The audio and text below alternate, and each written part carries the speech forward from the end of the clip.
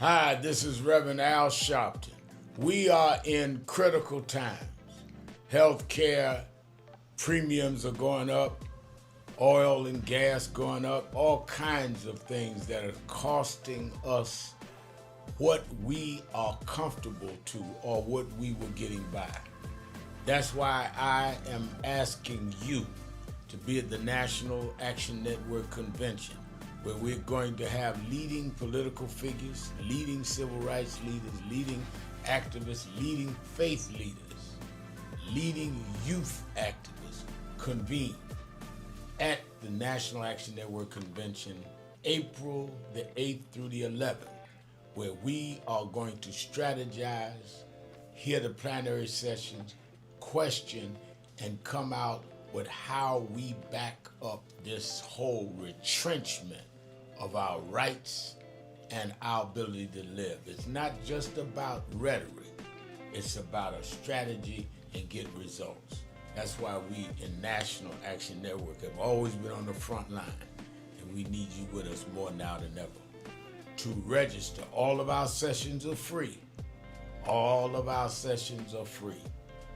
To register, go to www.nationalactionnetwork.net or call the toll-free number 1-877-626-4651. Don't worry about how tough they are. Worry about how tough we must become. We never had a victory without a fight. It's time to strategize and fight back.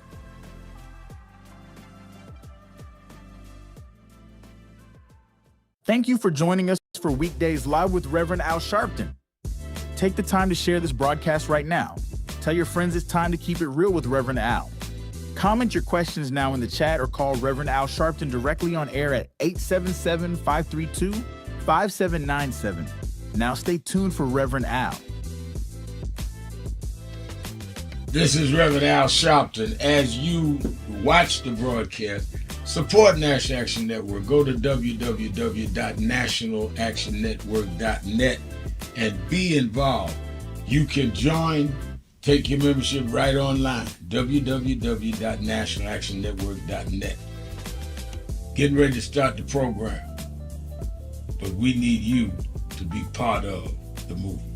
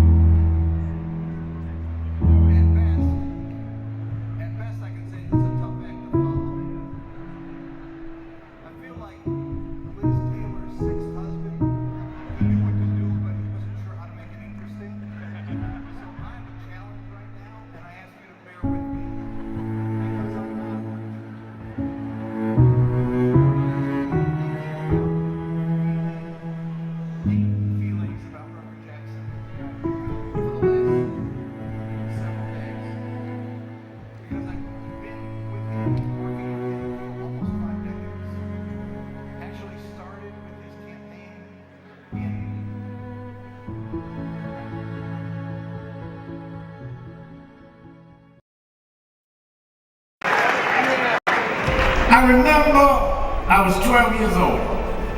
I was a boy preacher in the Church of God in Christ. Bishop Shear knew my bishop, Bishop Washington. Bishop Washington, my mother was concerned I was getting into politics. They brought us to Reverend William Jones. His daughter's traveling with us.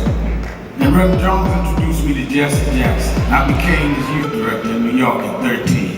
I liked Reverend Jackson because he was a little hipper than the older preachers. He was 27, I was 13 by the time I became youth director. So he was like a father figure to me. When I got about 40, he said, quit calling me father, call me big brother. We went to the car center, and James Meeks and Jesse Jr. and I had dinner with him that night.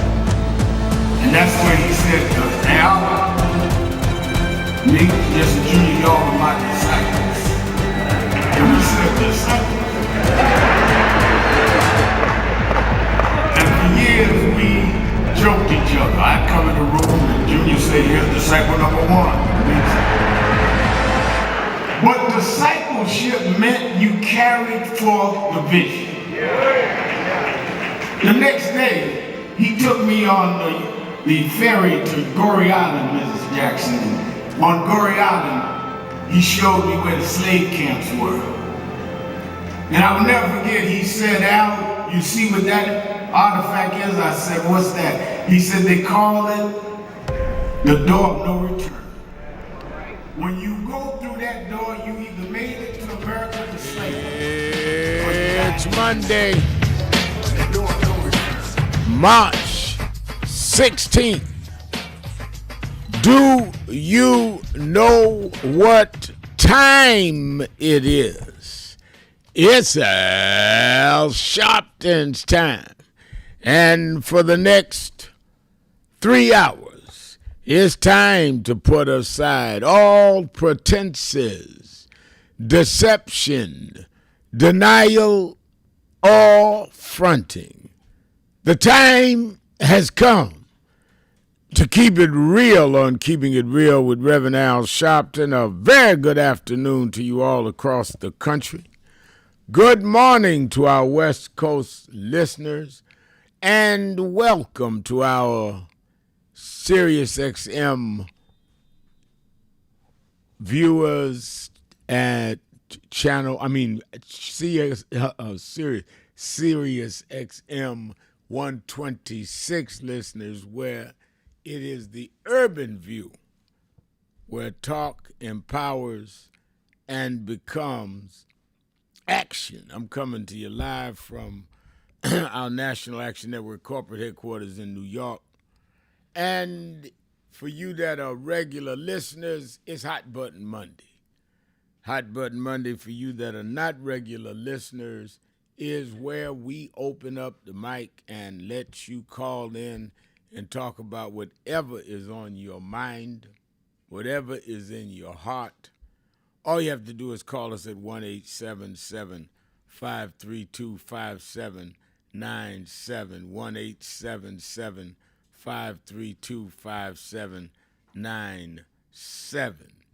Or you can go on the message board and you can send a message, and I'll read as many of them as I can. On our message board, I see that one Dr. JCB says, I really enjoyed both shows this weekend. Politics Nation, Reverend Al, great information both days as usual. I appreciate that. I appreciate you taking time letting me know the feedback. We do as best as we can, and I think it's good. I think it's good. And it is, a lot going on I want to talk about today. We continue to see the war in Iran, and even now insiders in Washington is saying that they don't know where the end is headed. Is there an end that had been properly thought out and strategized?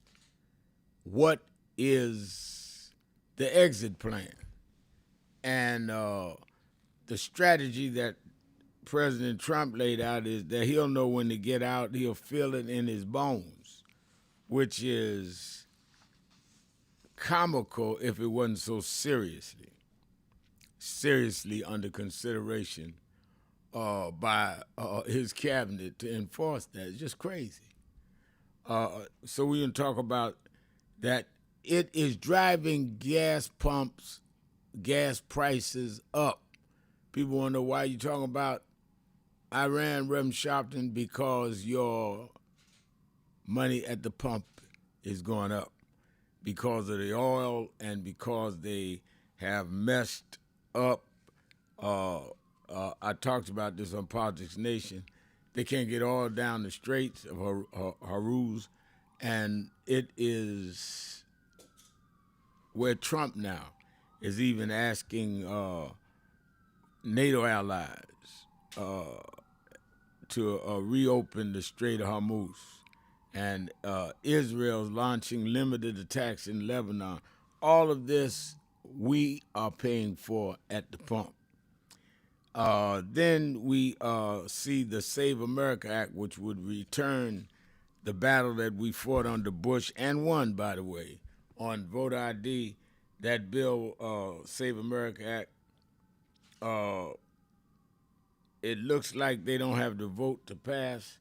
We'll see this week. Schumer himself called it one of the most despicable bills he's ever seen, because it puts such restrictions that it's trying to really knock out voters, especially black voters. And he is certainly attacked it. But even Republican majority leader has said that he does not think he has the votes to pass it, but I'm going to stay on it, and I'm going to stay on it, and I'm going to stay on it. And I think that it is crazy.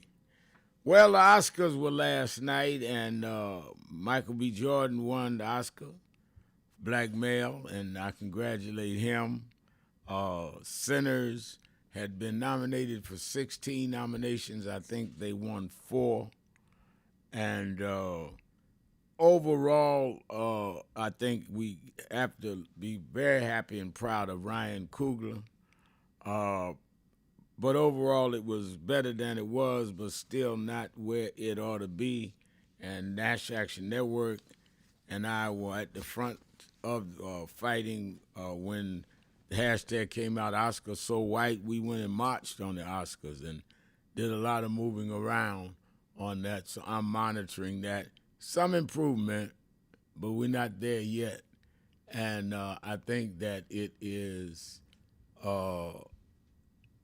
something we're going to have to continue to monitor, because it controls a lot of the cultural interpretation that has a real impression on our young people's mind of all communities. All right, I see your Happiness Donuts on the board. Message board says Rev was preaching at New Hope Baptist this past weekend. I saw the clip. Thanks for your wisdom. Yeah, I preached yesterday at the New Hope Baptist Church in Elizabeth, New Jersey.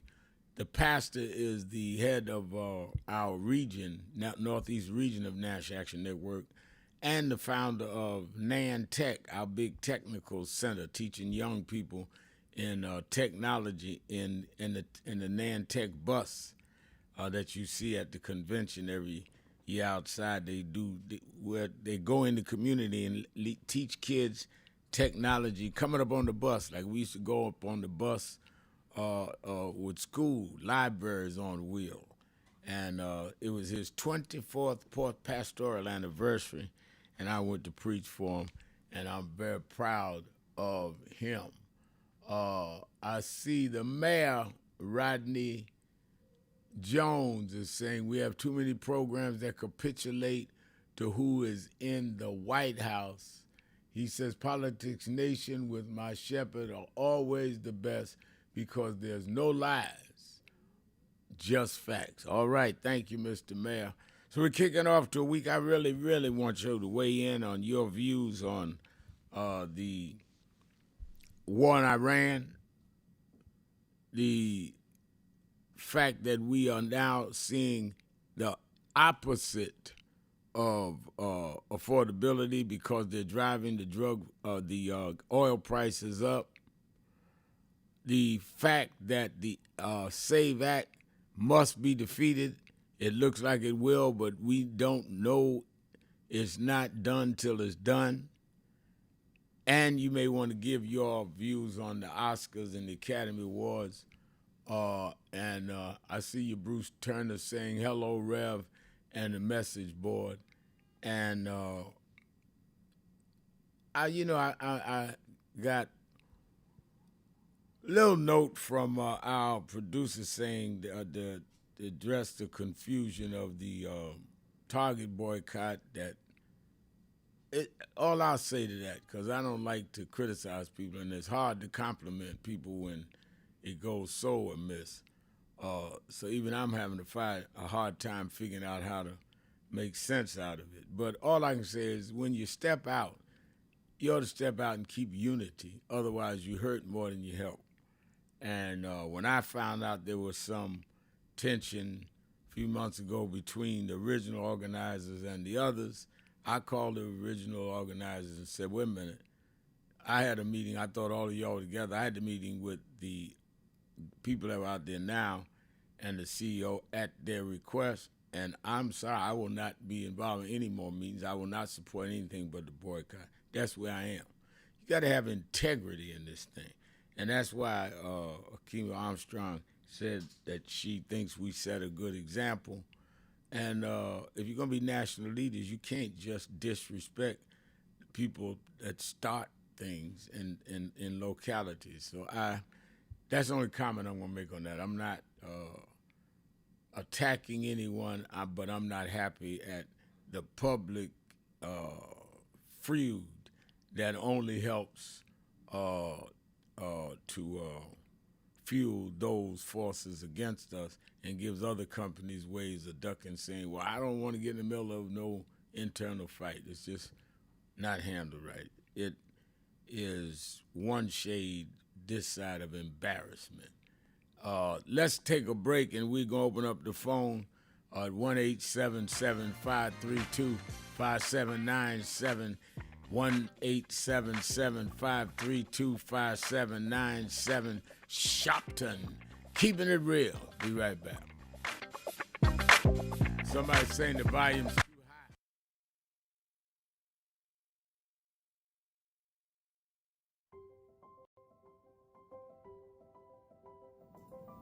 Hi, it's Reverend Al Sharpton, President and founder of National Action Network. We are at the very end of 2025, and I want to first say that I want to thank all of the officers, chapter leaders, regional directors, national staff, and certainly National Board of National Action Network for a solid and absolutely incredible year in 2025. Despite the fact that we are under assault, voting rights, diversity, equity, and inclusion, the battles globally where we're seeing Nigeria and Venezuela attacked, and on and on and on. We have been steadfast as an activist organization in the tradition of Dr. King. We started the year with a national call that thousands responded to, and we were in Washington on our side of town while Trump was being inaugurated on the other side of town. And we made a pledge. We told people to lift their hand and make the pledge. And we kept that pledge to work all year to keep the dream alive. And that led into when Trump went after DEI. We supported some that were boycotting, and we started boycotting, something that had never happened. We said we're going to go buy from those that have committed to keep DEI, and went in several cities around Costco's and Sharpton. We've now bought stock in other companies. We're going to shareholder meeting and demand they continue DEI. We've had a sensational National Action Network convention covering the span of activity, from political empowerment to education, to how we deal with the black church, how we deal with black women development that has to deal with both discrimination based on gender and race. And of course, we came to Wall Street by the thousands and marched in late summer on the anniversary of the March on Washington. And people thought you could not get people out, and they came from all over the country. And we marched on Wall Street and had an enormous turnout. The only mass black-led march this year. We had a lot of protests, a lot of marches. I salute all No Kings marches and all. But the black called Black Organization March. It welcomed everybody. We had white, black, everybody there. It was our march on Wall Street in August. And then our Triumph Award and on into our fall agenda of organizing, mobilizing. We've expanded. We've started chapters in about 12 new cities. So I am proud of what we've done this year, but it's only the beginning because our very rights are under attack, and they're not even being quiet about it. They want to revoke the Voting Rights Act. Section 2 may fall with this. They want to end the Civil Rights Act of 64. That's what the end of DEI is about. So let us be more alert and active than ever. History will decide whether the civil rights gains of the 50s and 60s died in the 2020s. That's on your watch and mine. So if we've got to march, we have to protest, we have to lobby, and we have to rally, whatever we need to do, we need to put our shoulder to the wheel more than ever. I'm going to lay out a plan on King Day, both in Harlem at our annual event and in Washington at our annual Martin Luther King Day breakfast that we do in D.C. We do two cities that day. And then, of course, all roads lead to New York, April for our convention. We had, as I said, the largest attendance convention last year in 2025. It needs to be more this year because our very existence is at stake. We also are closing our negotiations on a new headquarters, our national headquarters that befit our mission. I'm so excited about it, but I can't give you details. We're just about ready to sign the contract, but it will be something that will last longer than many of our lifetimes. So we came alive in 25, despite a hostile administration, despite the fact that a lot of people were intimidated and spooked in the silence. We came alive in 25. Now we have to straighten out tricks in 26. I need you, we need each other. Let's do this. All these tricks, don't forget, Trump only won by 1.5%. He is trying to act like he has a mandate. No, he has a mission, Project 2025. We have the mandate that we can't let them undo what has been done. And we must even go further for the empowerment of all people. Happy New Year. And be focused. Keep hope alive. Keep hope alive. Keep hope alive on tomorrow night and beyond. Young America, hold your head high now. We can win. You must never stop dreaming. Face reality, yes, but don't stop with the way things are. Dream of things as they ought to be. Dream. Face pain, but love, hope, faith, and dreams will help you rise above the pain. Use hope and imagination as weapons of survival and progress, but you keep on dreaming, young America. Dream of peace. Peace is rational and reasonable. War is irrational in this age and unwinnable. Dream of teachers who teach for life and not for living. Dream of doctors who are concerned more about public health than private wealth. Dream of lawyers more concerned about justice and the judgeship. Dream of preachers who are concerned more about prophecy than profiteering. Dream on the high road with sound values. You must never surrender to inequality.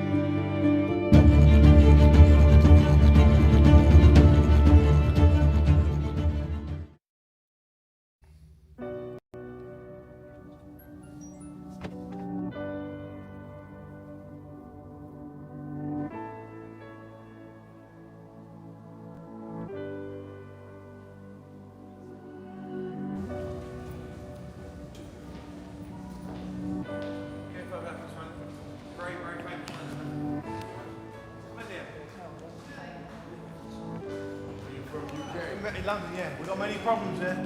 We need you over our side. Yeah, you're invited anytime, please. Whenever you want to come. There we go. Dice. What's up, Doc?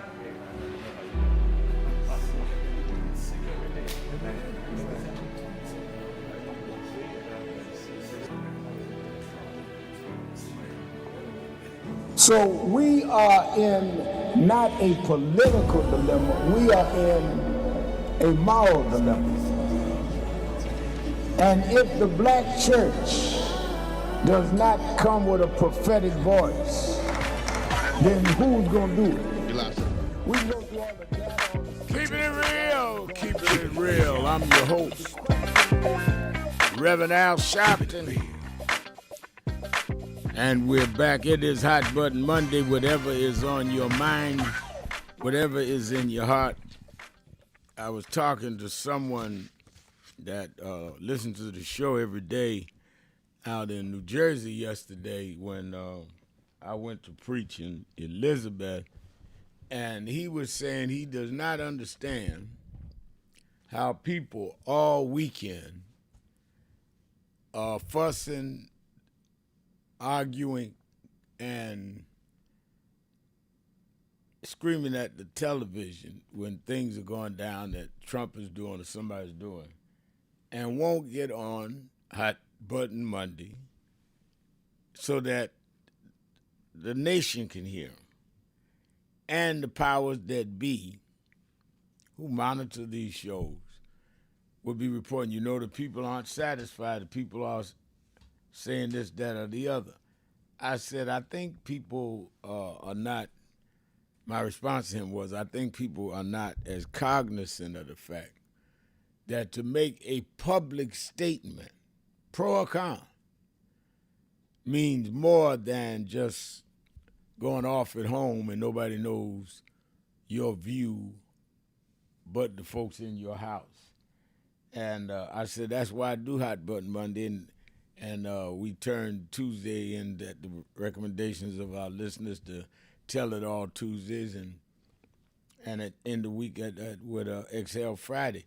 I try to get people to express themselves as much as I can, whether they agree with me or not. Most people know what I think on a given issue, or most people can probably just about guess where I'm going to go. And that's fine, because I speak up for myself, I speak up for the organization, National Action Network. But you need to speak up. And I think that is what we try to do on Hot Button Monday. So call in at 1-877-532-5797. Let me also remind you, every Saturday and Sunday, watch Politics Nation with Al Sharpton, live at 5 p.m. Eastern Time on MS Now, formerly the MSNBC. And over this past weekend, we had good guests. We had everybody from the leading Democrat on Foreign Affairs, Senator Adam Smith, all the way to Congressman Jim Clyburn, on why he's running again at 85 years old. On and on and on. Talked about the Oscars before they came on. I promise you I will not waste your time. You know why? Because I'm not going to waste mine. I've been hosting Politics Nation. August 30th of this year will be 15 years. And people said when I went on 15 years ago, 2011, that ain't going to last 3 weeks. Well, it's lasted going on 15 years because I'm very purposeful and focused about who I'm going to have on and what I am going to try and get the information and the debate to American people so they can hear all sides. Thank you for supporting it. Keep on supporting it. No reason why we can't do another 10, 20 years. I work out every morning. I'm healthy enough to do it, but what determines it is you're watching it. Also, you that are in or around the tri-state area of New York, meet me at the Saturday Action Rally at Mother AME Zion Church in Harlem, 137th Street between Lenox and 7th. We had the kickoff of our Women's History Month panels History Month Saturday Action Rally. This past Saturday, I did the speech, and I'll be there this Saturday. And I'm excited about being in that historic church every Saturday, the church of Frederick Douglass, the church of, which is where Sojourner Truth, right, picked up her name, went to the altar and changed her name from her slave name to Sojourner Truth. And it was where Madam C.J. Walker had her funeral. She was a member of the church. Paul Robeson was a member of the church.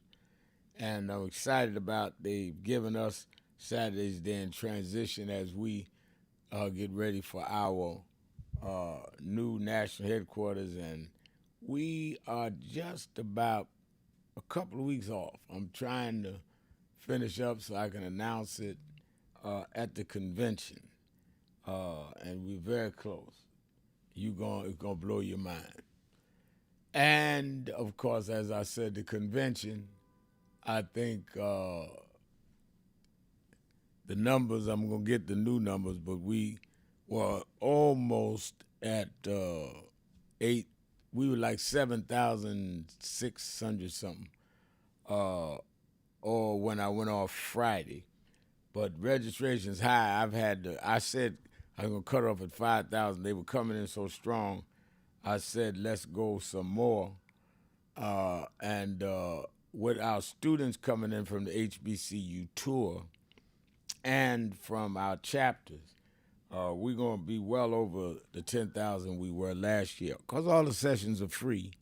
And I have not even announced. One of the things that I'm very happy about is we're getting this big registration, and I haven't announced one speaker, one person conducting workshops, none. This is all people ready to come, ready to sit down, listen, and organize a strategy. All people that's been before and know that I wouldn't have them come from all over the country and was not going to have the right people here. So I'm very excited about it. And it's the first gathering of its kind this year. And our conventions really is down to getting the right people in the room, hearing them, and develop a strategy. So if you have not registered at this late date, you can go to nationalactionnetwork.net, nationalactionnetwork.net, or you can go on the phone. You can call 1-877-626-4651, 1-877-626-4651. Also, I want to say that there is primary elections in Illinois tomorrow. And I know that two black women, the president, lieutenant governor, and the Congresswoman Robin Kelly, are running in the Senate primary, one male. I know former Congressman Jesse Jackson Jr. is running in the 2nd Congressional District. All of that would be important for you in Illinois that are listening to me to make sure you go out and vote. I'm not going to tell you to vote for. A lot of people know the policies that I lean toward. But I'm going to tell everybody to vote. And I think that it is extremely important. James Mitchell says on the message board, the poverty rate in New York City is 26%, twice the national rate of 13%. There are 2.2 million people in the city living in poverty, yet we are spending $1 billion a day in an unprovoked war. Your facts are right. I laid out the national unemployment numbers, employment numbers, medium income level of black households as opposed to whites. I laid it out on this show last week. But your New York rate numbers are right. They're spending $1 billion a day. Well, you have 2.2 million people in just the city of New York, Trump's hometown, living in poverty. And I think that it is absolutely, unequivocally unpardonable. All right, I'm getting ready to take a break. I think JT's and I may be able to give you fresh numbers on registration for the NAN convention right after the break. And I'm going right to the phones, 1-877-532-5797, 1-877-532-5797, or you can go to the message board at nationalactionnetwork.net. Let's take a break. We'll be right back. Keeping it real. Sharpton. We'll be right back.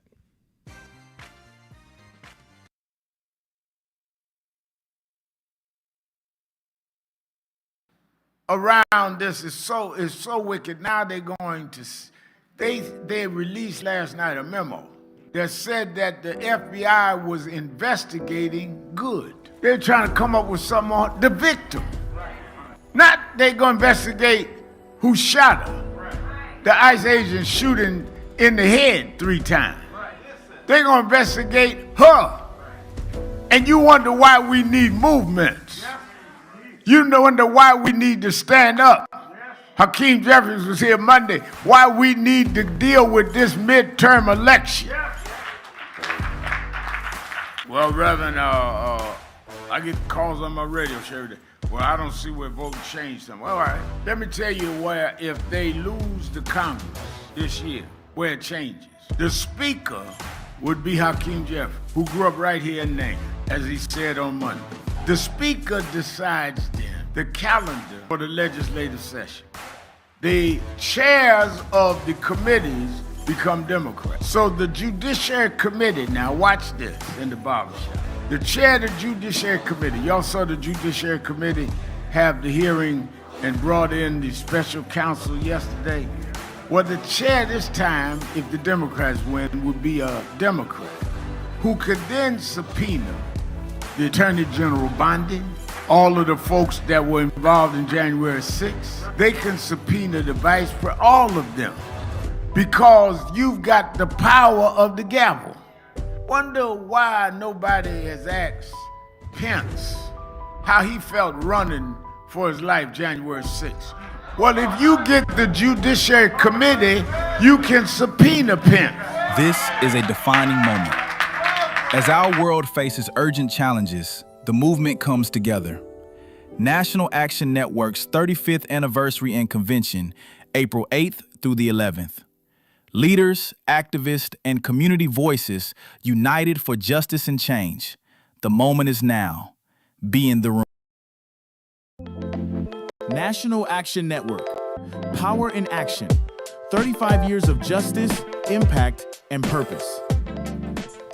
Wow, this is the Saturday after I had done 90 days in federal jail for leading a protest in Vieques, Puerto Rico. And I had went down to join Latino activists that were against the Navy bombings that was exercising Navy bombings that was causing asthma and health effects among the children there.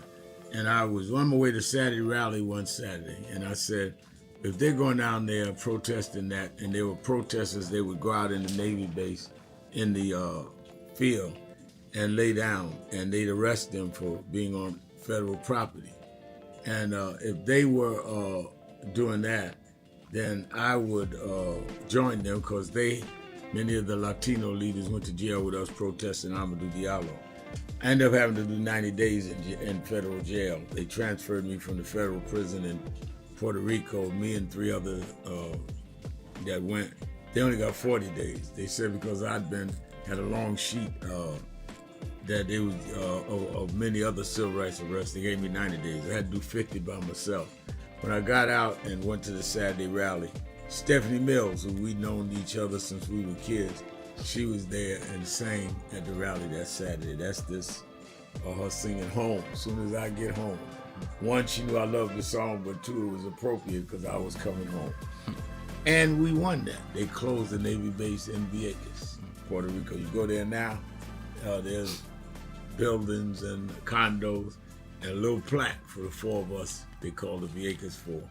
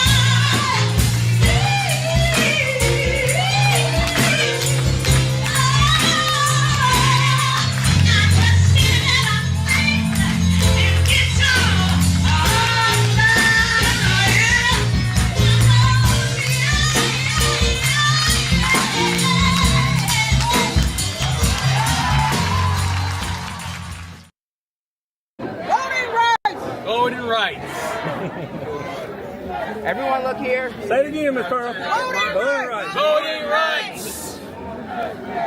One more time, Miss Pearl. Voting rights. There we go. Voting rights. Voting rights. Voting rights. Voting rights. Voting rights. When do we want it? Now. When do we need it? Now. Yesterday. What do we want? Voting rights. When do we need it? Now. What do we want? Voting rights. When do we need it? Now. Do you know what time it is? It's Al Sharpton time. It's time to put aside all pretenses, deception, denial, or fronting. The time has come to keep it real on Keeping It Real with Reverend Al Sharpton. You need to keep it real with Reverend Al Sharpton right here on Uber TV. Reverend Al Sharpton, and we're back. 1-877-532-5797. 1-877-532-5797. Let's go back to the phone. Attorney Jennifer Jones Austin is. You know, every day, Monday through Friday, I do 3 hours a day on Keeping It Real with Reverend Al Sharpton. I do 1 hour on Sunday mornings with Sunday Morning with Reverend Al Sharpton. And I'm live on radio and TV with the Saturday Action Rally. 7 days a week, I talk to our people, hear from them, the call-in. I'm sick and tired of it. Keeping it real. Keeping it real. I am your host, Thank you for Reverend Al Sharpton. Let's go right to the phone. Let's go to WERE in Cleveland, Ohio, to Demetrius. Demetrius, you're Keeping It Real with Al Sharpton. Thank you, Reverend Sharpton. It's always a pleasure speaking to you.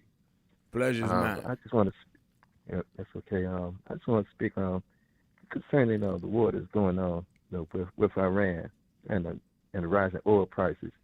I believe it could be alleviated, the price of the oil, if the United States and Israel will back out the war, because the war should never been initiated in the first place, because Iran wasn't a threat to the United States.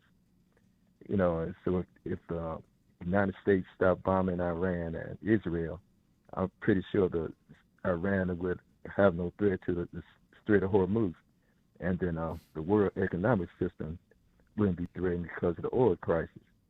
And for Donald Trump to ask, the European countries to come to his aid after he ignored NATO and wanted to annex Greenland, and Britain had to send warships there to change his mind.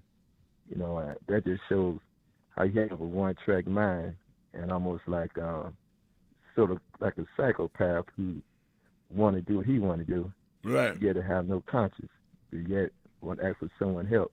To me, that's someone who have a mind like someone who's committing crime on the street. At the same time, they want to take responsibility for their crimes. They want to blame the victim. And that goes to show that he's really not unfit to be in the office that he holds. It also shows because he surrounded himself with people who agree with everything he says, people who have no experience in government, or who are afraid to stand up to him, or he backed up by people in Congress, who just want to have things their way, want to go outside the Constitution, and because he has that mindset, he'll bring the whole country down with him. The same thing happened around the world when it happened with Germany. People was behind Hitler. Hitler had one mindset. He didn't listen to his advisors, and Germany came to a ruin. Same thing happened with the Confederacy. He had one mindset, greed. They wanted to have slavery continue so they wouldn't have to pay any workers. They wouldn't exploit people. The same way what's going on now with Venezuela, with Iran. Tomato boys down to want to exploit their resources, but they want to neglect, human rights. They want to neglect the Constitution to have their say so. A lot of this has been avoided. Donald Trump would have went to the full Congress, not to certain people in Congress who was going to back him. Like I say, if he had advisors, listen to his advisors, not surround himself with people who are going to go along with him, all this would have been avoided. And also, the billions of dollars spent every day on this war, he could have put toward, like I said, the government programs that he cut, what he said was unnecessary. When it comes to the food stamp program, when it comes to education, when it comes to job training, food for the elderly, cutting funds for PPS. Just one day of the money he put towards that war could have kept the programs going with benefits. Wow. It's a whole lot of Americans. That just shows the neglect he have for the struggling people. Well, and at the same time, you got the struggling people. You're up to 13 people, American service people dead in a war that was unprovoked, a war that nobody understands how they're going to get out of. And you got oil prices going up.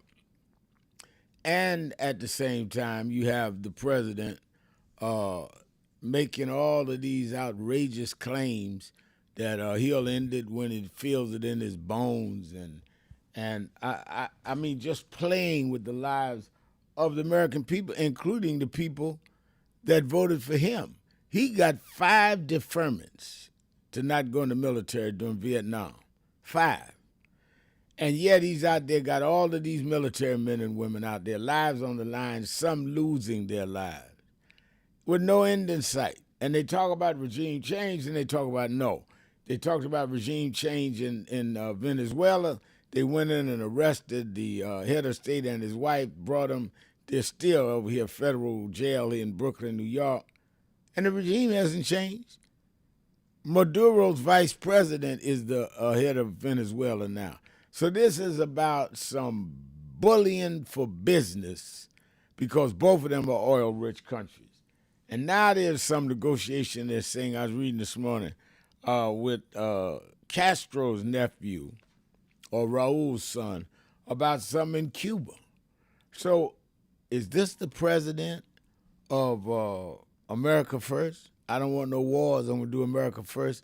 I had on Sean, the black former brigadier general, who got more votes than anybody for Marjorie Taylor Greene's seat in the Georgia primaries the other night. Going to be a runoff for him and the top vote getter.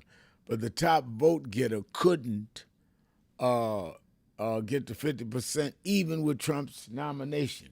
So it's a lot of stuff to watch here, Demetrius. But go ahead. Yes, it sure is. Because I believe it all boils down to, like you said, business interests that want to manipulate the people in those countries.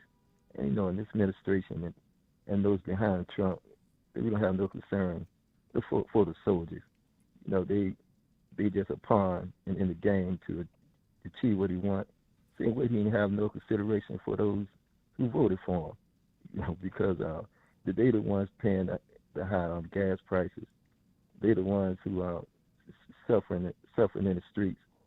Now, as well, with not having the proper protection, and food inflation is high because he promised he's going to lower inflation. He got in office, he hasn't done it.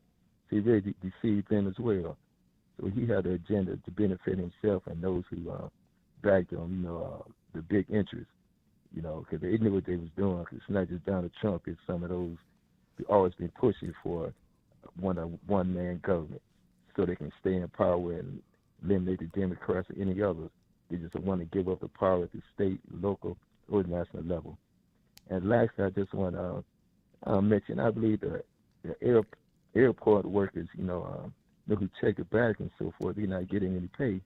But I believe if Donald Trump can have the executive order, to do anything else he wanted to do, come up with funds.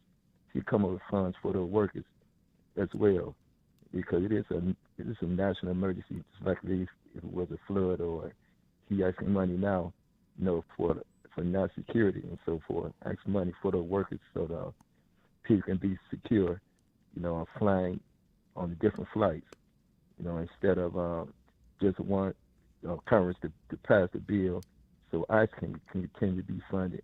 Don't want to make no change in ICE when it comes to brutalizing the American citizens and even those immigrants who's here instead of going through the right legal procedure. Okay. Yeah, thank you very much. I think that's the right attitude. I think that's the right way to go. And well, thank you for your call. Mr. Mayor on social media, on our platform, National Action Network live stream, says, yes, Mr. Sean Harris, we need to focus on all of the districts around the country. And I think it begins at the local level, the mayor's saying. And he's exactly right. Let's go to Ray in Cincinnati, Ohio, the Buzz. Ray? Yes, sir. Thanks for taking my call, Ray. Ray, here's my take on Trump and this war. Trump, I think he's in over his head, and he's winging it. You notice a lot of times when he make these statements, it's near airport when you can hardly hear him. He's never in a professional setting that a president should be. I think he's in over his head, and he doesn't really know what to do. And his cabinet are a bunch of bad news misfits, and they're Fox rejects that couldn't get a job, from any other normal administration filling their cabinet. Not one of them would fill anybody's cabinet if this was a normal presidency. And I think for 10 years now, the moment he came down that escalator, he has bullied his friends and he has bullied his allies. And now when he's asking for help, when it comes to the Strait of Hormuz, he's not getting it. That makes him look weak. It makes him look foolish, and it makes him look like an idiot. Well, the reason he looks weak, looks foolish, and looks like an idiot is because he may be all three. Yeah, he is, and I don't put all the blame on him. It's the folks that allowed this to happen, the cabinet, folks in the Senate, folks in the in the House. And a lot of those going to be replaced anyway. So this coming up, people better get out and vote and get those, and get these Republicans out of office, and whatever they need to do, make sure you have everything. Make sure you have everything in order. Your ID, voter registration, get all that in order now. Yeah, get it in order. Even though I think we're gonna beat the SAVE bill that we all been attacking the last couple of weeks. But get it in order just in case. You're absolutely right. And let me tell you something.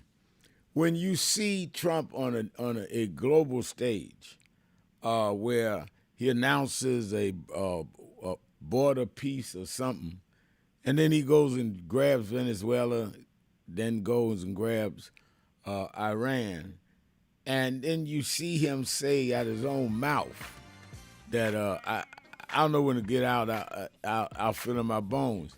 It's embarrassing. Aside from the fact that I have political and ideological differences with him, it's embarrassing for the world to see that this is the man that we have as president of the United States. It's embarrassing.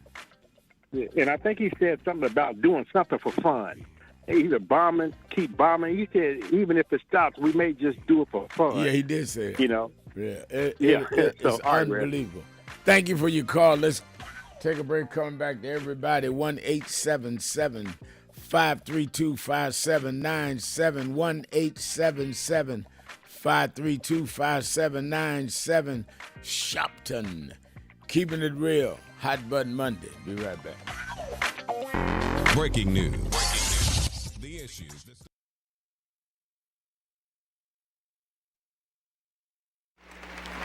Reverend Sharpton, how do we begin to make peace with our past?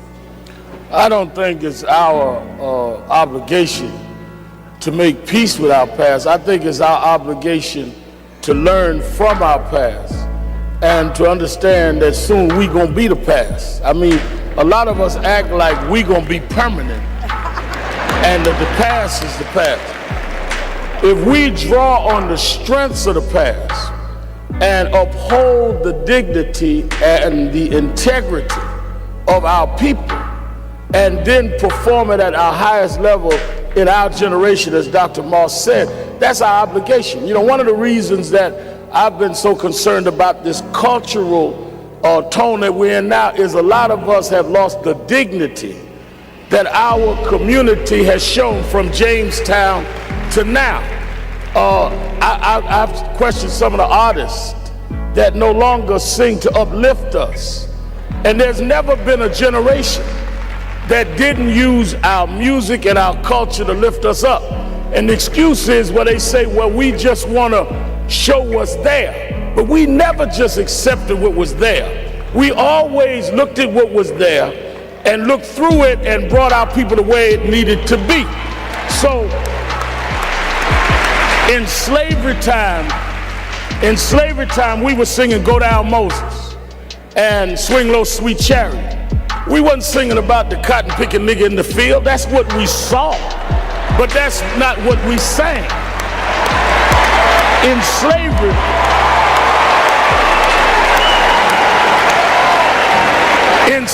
in segregation time, we were singing We Shall Overcome. Ain't gonna let nobody turn me around. We wasn't singing the hoe in the back of the bus. So where is this coming from? And that's what we need to challenge. I wish, all of this about our friend Barack announced it today. I wish Obama had announced here, because Lincoln did not free us. The abolitionist movement freed us. Lincoln accommodated to freedom fighters. He was not a freedom fighter. Kennedy accommodated the king. Johnson accommodated the king. We got to quit giving the wrong people credit for our history.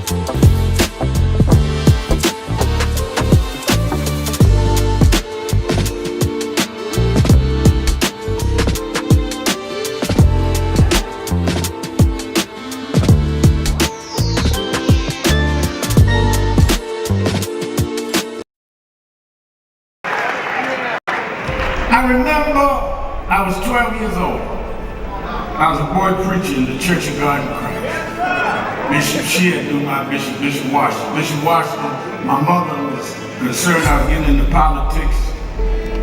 they brought us to Reverend William Jones. His daughter's traveling with us. And Reverend Jones introduced me to Jesse Jackson. I became his youth director in New York at 13. I liked Reverend Jackson because he was a little hipper than the older preachers. He was 27, I was 13 by the time I became youth director. So he was like a father figure to me. When I got about 40, he said, quit calling me father, call me big brother. We went to the car center, and James Meeks and Jesse Jr. and I had dinner with him that night. And that's where he said to us, Al, Meeks, Jesse Jr., y'all are my disciples. And we said, disciples?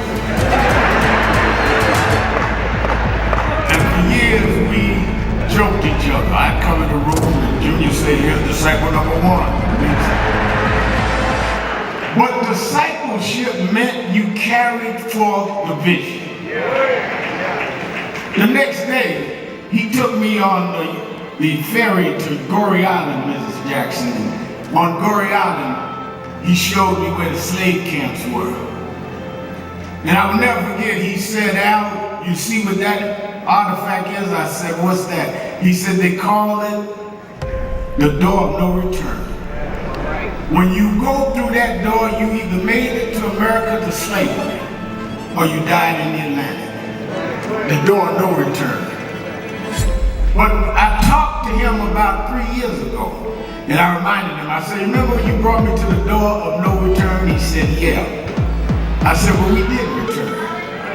We returned the President of the United States, Barack Obama. We returned the Vice President, Kamala Harris. We returned with businessmen. They thought they sent us as slaves. We came back as global liberators. The problem is that too many of us did not join the movements that sponsored us. And there was a breakout in 2024 called Negro Amnesia, where you forgot where you came from and forgot how you got where you got. Therefore, they're trying to take back everything you had.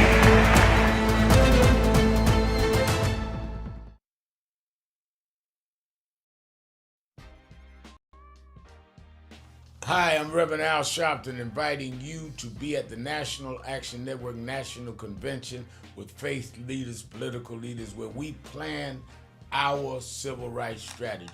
It is April the 8th through the 11th at the Sheraton, New York. It's free. Call 1-877-626-4651 or go to www.nationalactionnetwork.net and register now before we have to close down. I'll see you.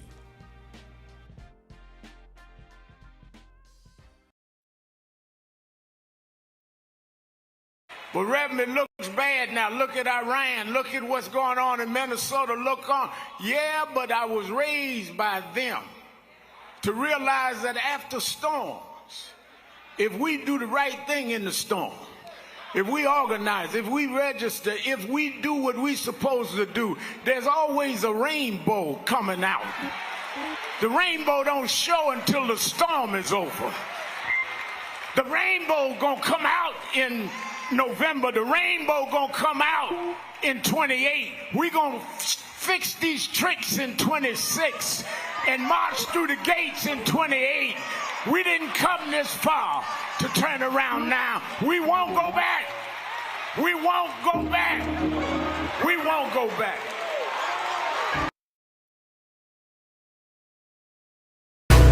It's time for a new course, a new coalition, a new leadership. Somebody got to rise above race, rise above sex. A new leadership, a choice, a chance. Don't pride by what you don't have, use what you got.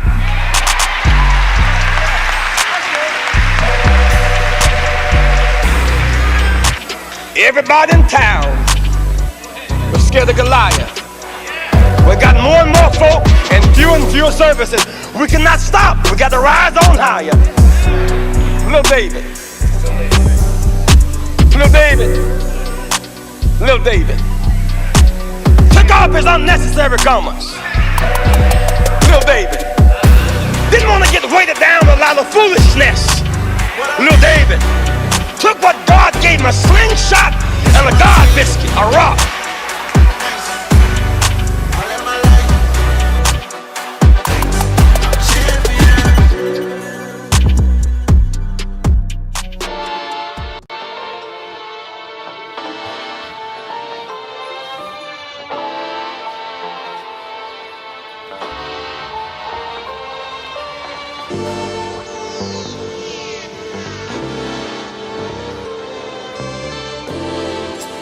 The civil rights leader, Reverend Al Sharpton.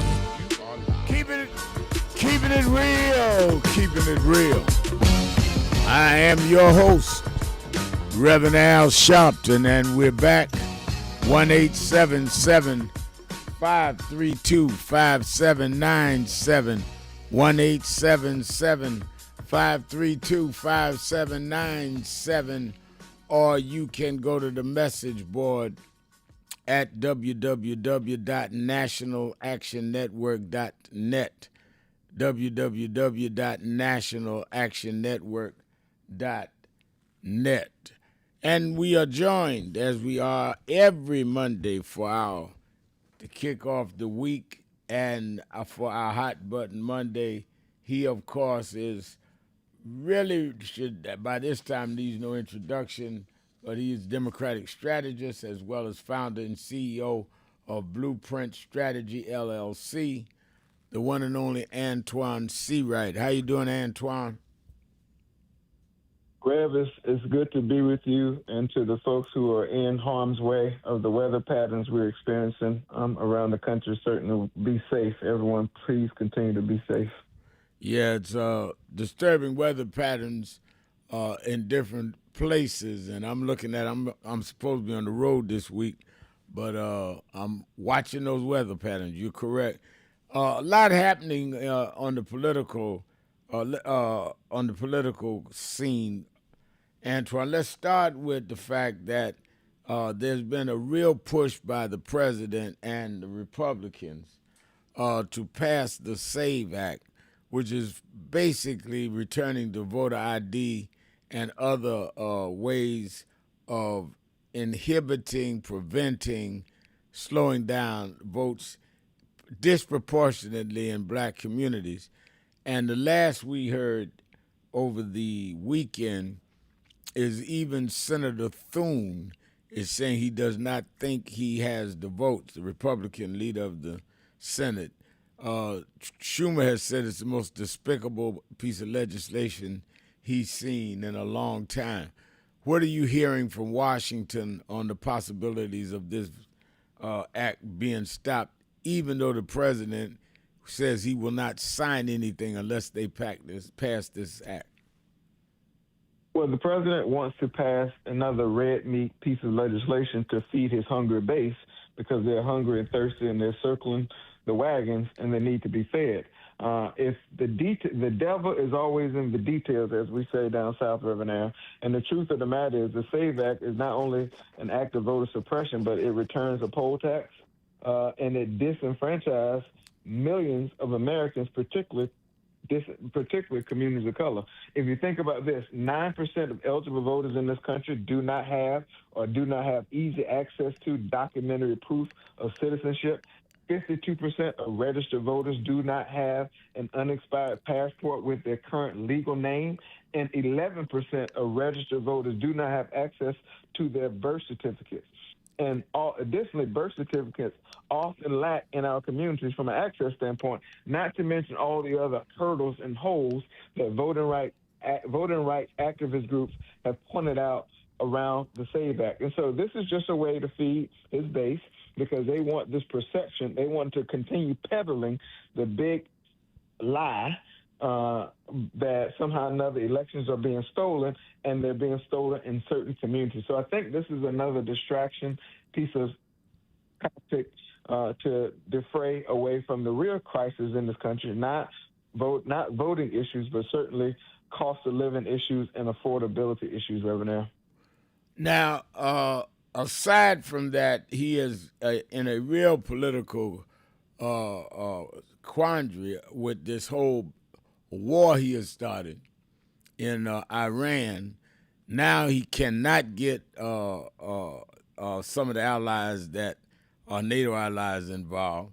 They've just about closed off the Strait of Hormuz, and he has no strategy for how to proceed or how to withdraw. How's that playing out politically? Well, it's playing out politically not so good for Donald Trump and the majority party. Majority of Americans, even the Fox News surveys have concluded that Americans do not want to be in this war posture. This president, as Marjorie Taylor Greene said today religiously and loudly on CNN, she and others campaigned for and with this president all election cycle in 24, saying no regime changes anywhere in the world, no new wars. We will not do that because that is an America First principle. But the president has not only abandoned his America First agenda, he has also abandoned his American First supporters, and we're seeing that play out in legislation. Now we're in a place where he does not know how to end this war. He does not know what to do next. He does not know what a regime change may mean for the people of Iran and what it means for us around the world. What we do know, Reverend Al, is that oil prices continue to rise, which means gas prices continue to rise. We know there's a fertilizer shortage that continues to be a problem for our farmers here in the United States. We also know that food and groceries are going to go up because of this war in Iran and everything else. And if you add those pages to the catalog of affordability crisis that already exists, thanks to your neighborhood Republican Party, they are in a crisis that they cannot figure themselves out. And now, just before we went on the show, and I hope I'm not breaking news too soon, but Leader Jeffries is going to file a discharge petition that would essentially, a discharge bill, reopening DHS, but no funding for ICE. So we're going to force them and the moderates in their caucus to vote against reopening every agency except ICE because of the requirements that we're asking to have some reforms there. And so they're in a political crisis right now, Reverend Al. Yeah, I think I'm not breaking news before the leader breaks the news himself. Yeah, I'm sure he'll be breaking it shortly because I had wind of this a couple hours ago, but he may have already come with it. Let's go to the phones. Let's go to Chappie in Atlanta, Georgia. Chappie.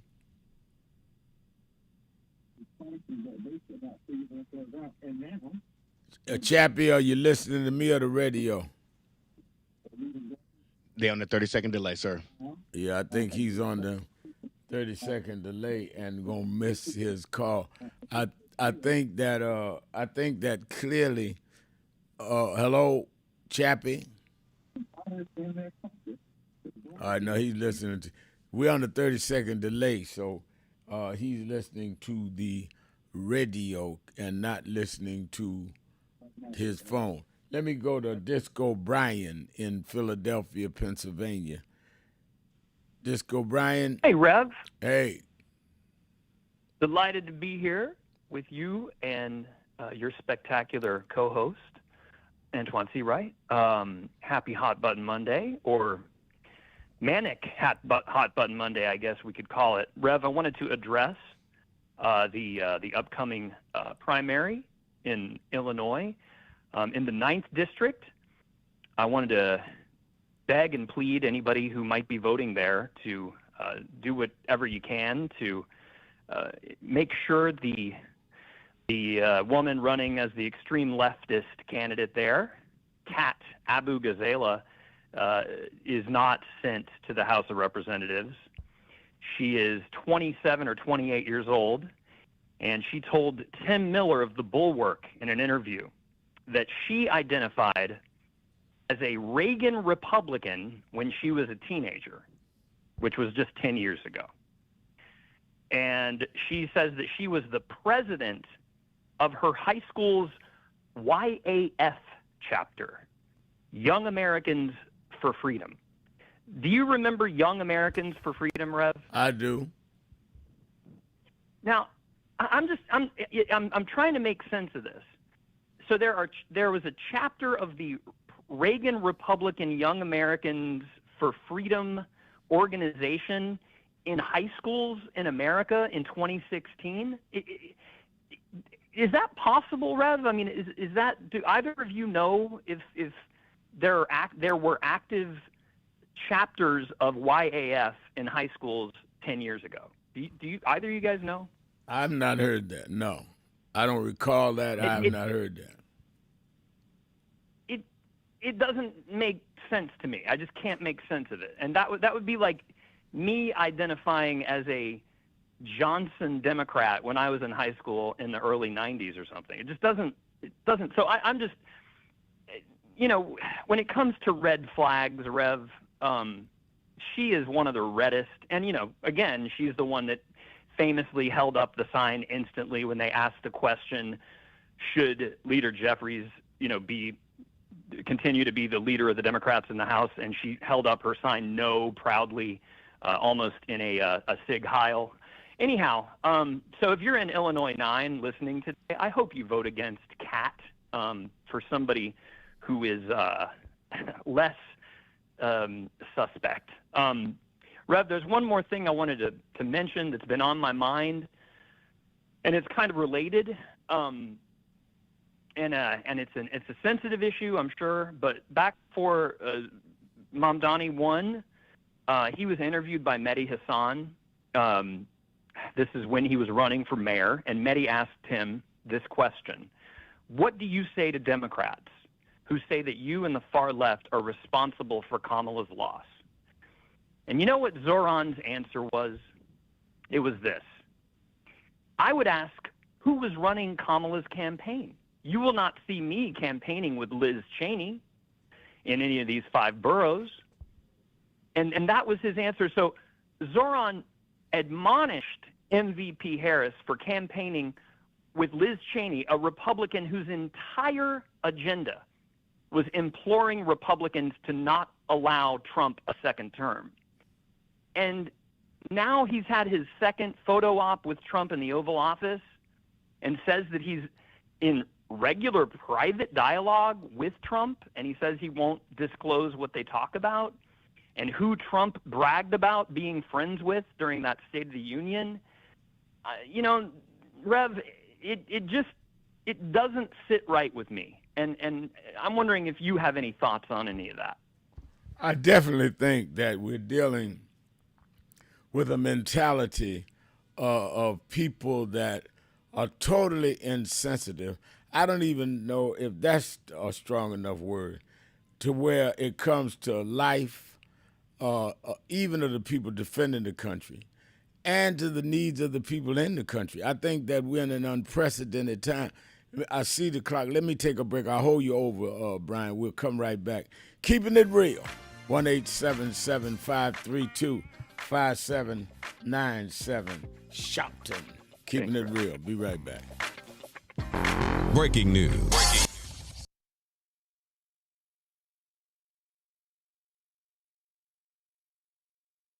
But Reverend, it looks bad now. Look at Iran. Look at what's going on in Minnesota. Look on. Yeah, but I was raised by them to realize that after storms, if we do the right thing in the storm, if we organize, if we register, if we do what we're supposed to do, there's always a rainbow coming out. The rainbow don't show until the storm is over. The rainbow gonna come out in November. The rainbow gonna come out in 28. We gonna fix these tricks in 26 and march through the gates in 28. We didn't come this far to turn around now. We won't go back. We won't go back. We won't go back.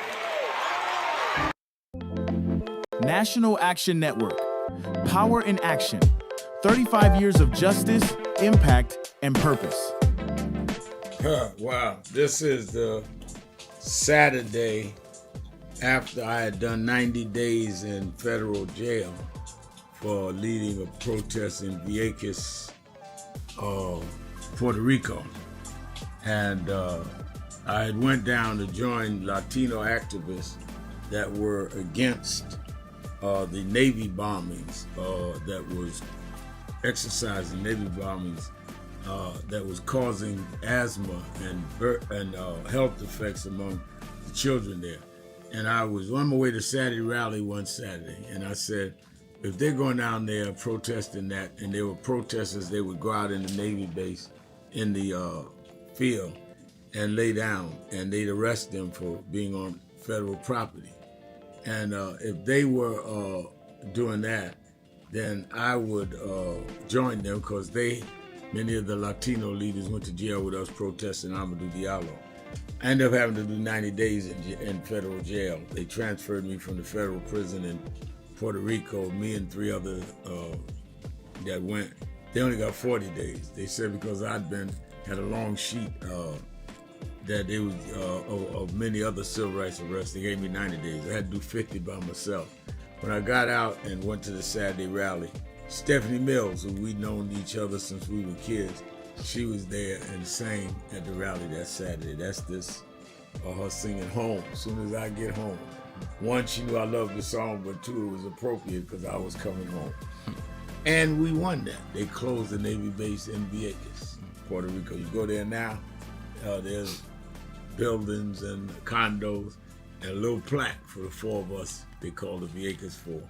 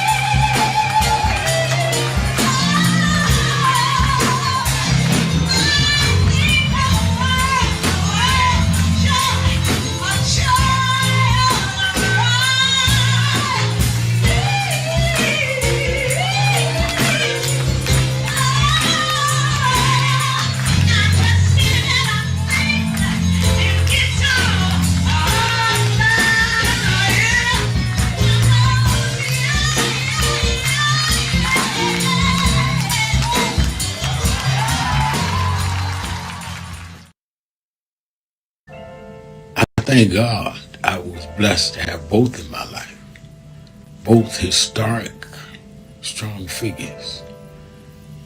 But if I misused them and listened to not only figures that are not as historic as them, but figures that had nothing to do with the calling and purpose of my life, I would live confused.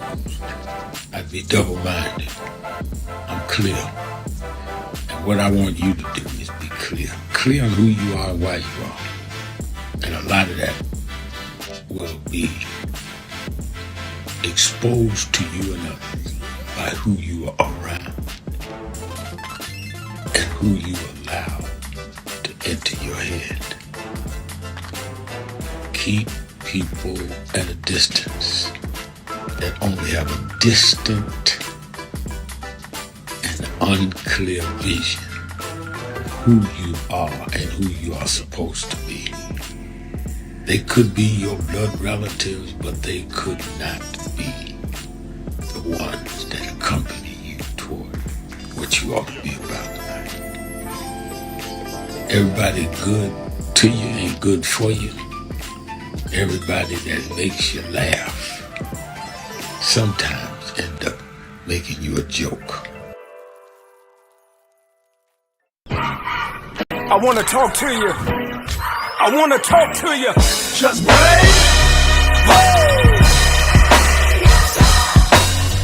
I believe that. Good morning, everybody. I hope the coffee has kicked in by now. I want to start by thanking your leader, the Reverend Al Sharpton, and everyone at the National Action Network for 35 years of standing up for civil rights and opportunity for everyone. And I couldn't be more grateful for the way that you have blessed the lives of so many, including mine. As we look today on King Day, let us not forget that we had to struggle to even have this day. They did not wake up one morning and say, let's give a federal holiday to Martin Luther King. People petitioned, people marched. Let us remember now, as we bring our children and grandchildren up the Potomac, that they can see the Washington Monument, the Lincoln Memorial, the Jefferson Memorial, and one memorial that never served as president, but changed this country more than any other American, Dr. Martin Luther King Jr. This was an amazing MLK breakfast. It is truly an honor, and more importantly, this is an important day for us. I feel incredibly lucky and honored to be in this room on this day, celebrating Dr. King's legacy of civil rights, especially in the moment that we're facing on a national level. It feels like warmth and home being in this room. So I'm encouraged by today. I'm encouraged that we're getting out, we're protesting, but more needs to be done. We need to lean in. And let's keep fighting, because the job is not done here. And I just feel so honored to get this award. It's not about getting an award, it's about doing the work. And let's keep up with the work.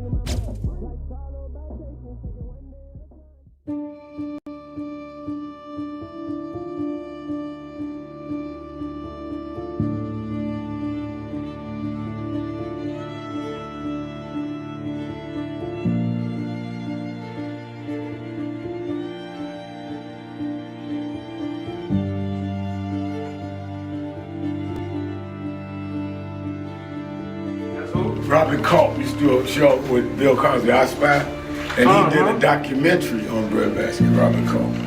Oh, wow. You need to see that documentary. It's great. Absolutely. I lived this. I didn't read this.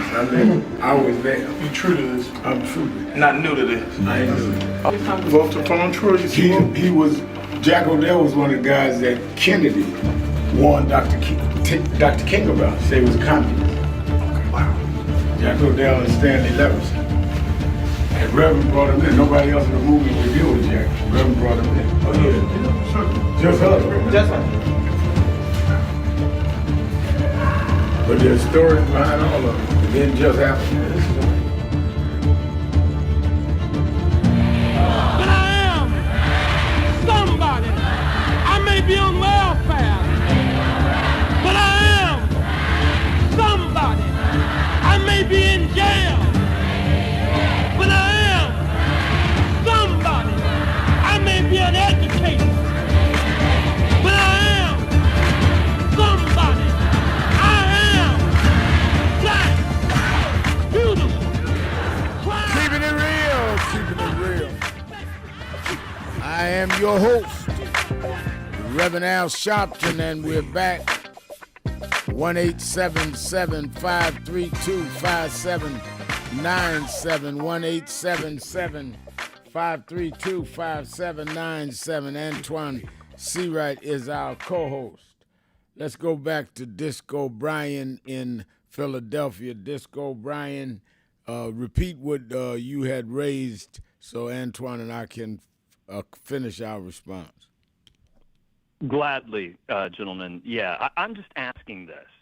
How can Mayor Mamdani or Mehdi Hassan or anybody with a platform be doing photo ops with Trump, be admitting to having regular private, conversations with him that he won't disclose what the subject is? And how can that be the same person who spent the entire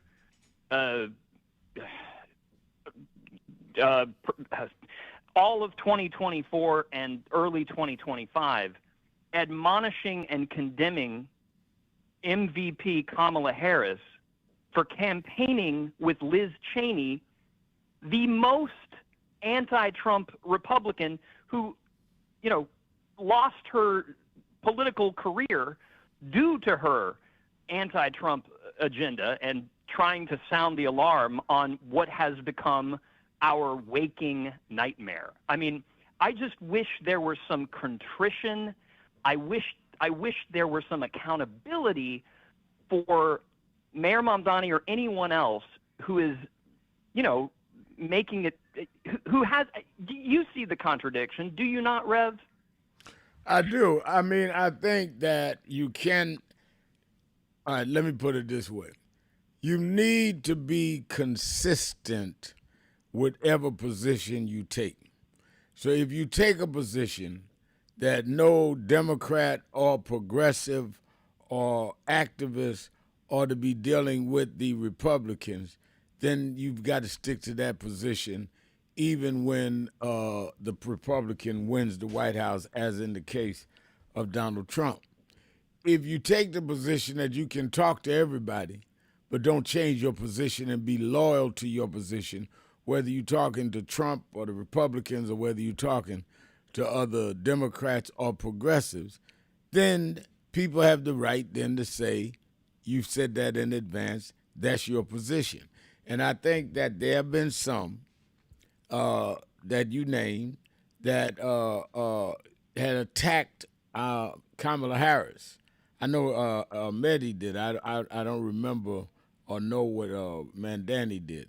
But I know they attacked Kamala Harris for touring a few dates with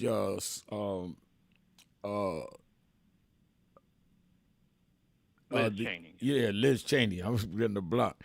And that seems to be contradictory when you come back and will deal with Donald Trump. So I think you got to be consistent. Antoine? No, I think consistency is key because elections and our vote, particularly black folks, is a demonstrator of our trust. And so if voters trust you, with they're showing that at the ballot box, then you have to honor their trust. And I think consistency is a way to honor their trust. But at the same period of time, politics is a game of addition and multiplication, not subtraction or division.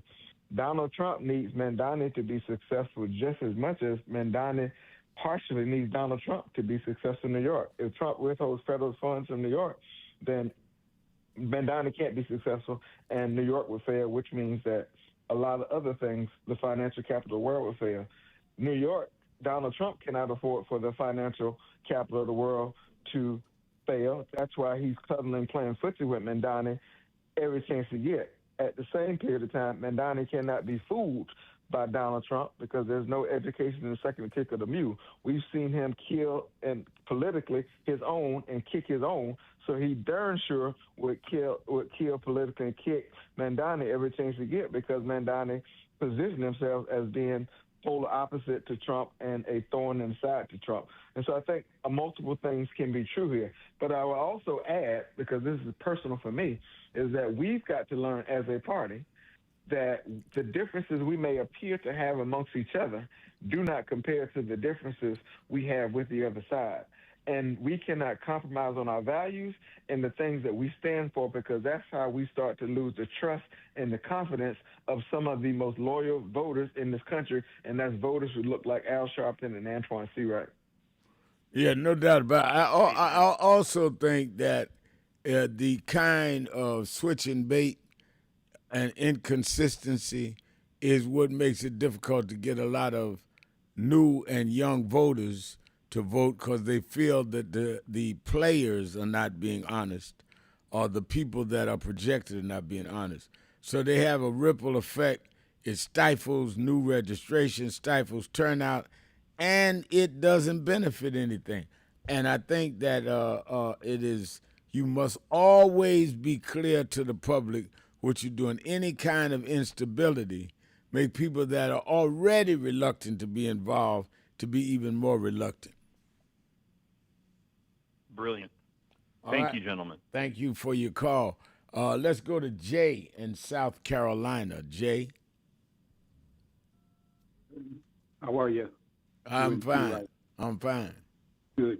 We should have took a break, sir. Wait a minute, Jay. Let me take my break. I'll call you. I'll come right back to you after the break. Keeping it real. Sharpton. Be right back.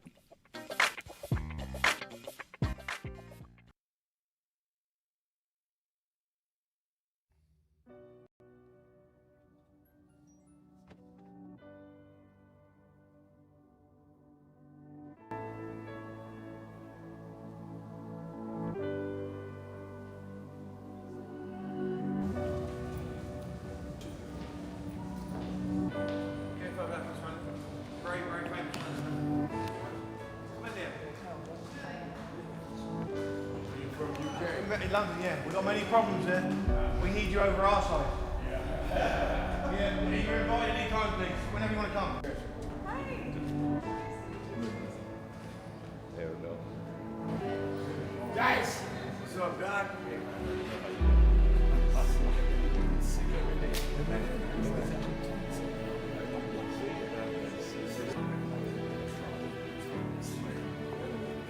So we are in not a political dilemma, we are in a moral dilemma. And if the black church does not come with a prophetic voice, then who's going to do it? We can go through all the data, all the statistics, all we're going through in the workshops, but the question is, where is the action going to be? We all believe in Jesus. Jesus didn't teach theology, he healed people. And they learned the nature of the theology based on his healing. We got to heal this nation. And if we heal this nation, the nation will return to our churches. But we've become silent and compromised. And we try to blame it on, I'm not in this. You are in this. You live it, your members live it. Unemployment now is higher now than it's been since the pandemic. Yet we survive. Yes, sir. There's no history in the world of any people that went through the kind of psychological, cultural, and physical slavery like blacks did in America. The only reason we're still here is because of our faith. We had no external strength, we had an internal strength. And it was the God that we were taught by our mamas and grandmamas that brought us through. And I don't care who's sitting in the White House, we cannot betray the God that brought us through.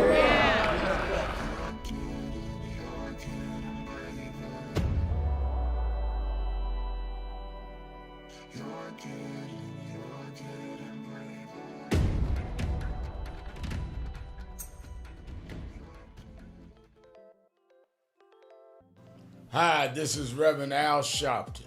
We are in critical times. Healthcare premiums are going up, oil and gas going up, all kinds of things that are costing us what we are comfortable to or what we were getting by. That's why I am asking you to be at the National Action Network Convention, where we're going to have leading political figures, leading civil rights leaders, leading activists, leading faith leaders, leading youth activists convene at the National Action Network Convention, April the 8th through the 11th, where we are going to strategize, hear the plenary sessions, question, and come out with how we back up this whole retrenchment of our rights and our ability to live. It's not just about rhetoric, it's about a strategy and get results. That's why we in National Action Network have always been on the front line, and we need you with us more now than ever. To register, all of our sessions are free. All of our sessions are free. To register, go to www.nationalactionnetwork.net or call the toll-free number 1-877-626-4651. Don't worry about how tough they are. Worry about how tough we must become. We never had a victory without a fight. It's time to strategize and fight back.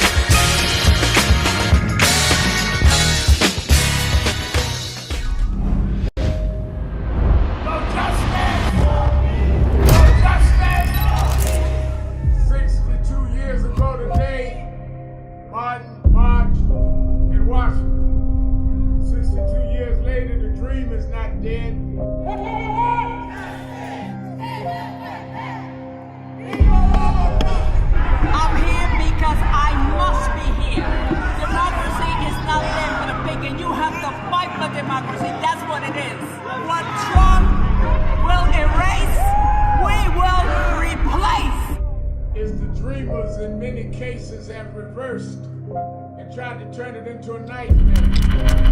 We come to Wall Street rather than Washington this year to let them know you can try to turn back the clock, but you can't turn back time. We gonna keep the dream alive on Wall Street.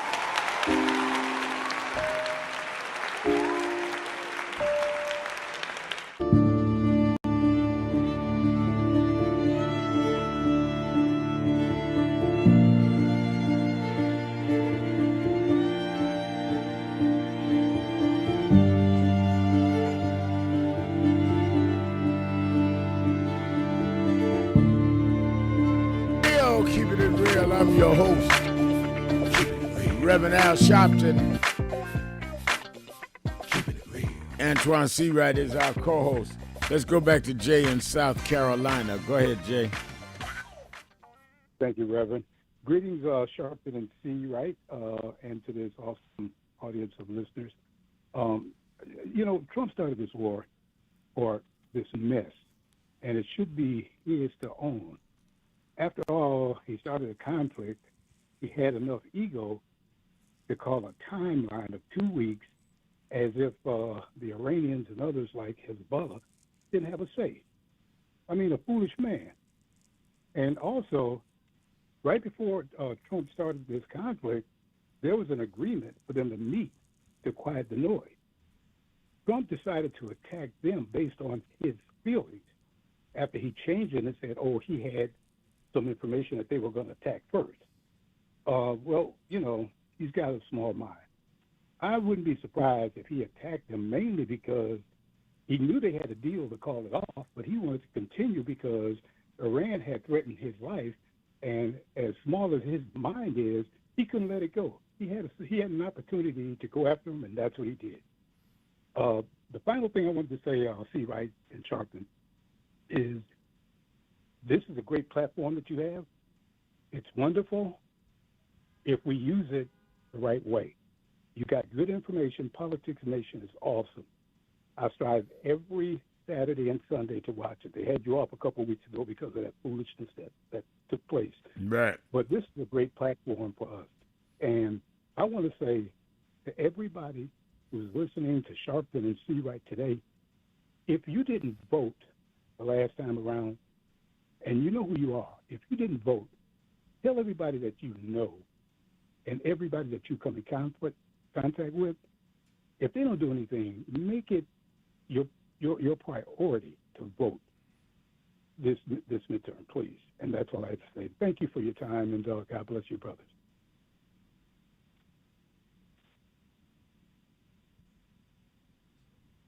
Rev? Yeah. I thought we were going to break. All right, thank you for your time. I thought I was waiting for the break, but we had just come back from the break and finished them. All right, let's go to Bertha in Cleveland, Ohio, WERE. Bertha. Hello, Reverend and Mr. Can't think of his Seawright. name. Seawright. Seawright, that baby face. I was calling. Something needs to be done now because Donald Trump is acting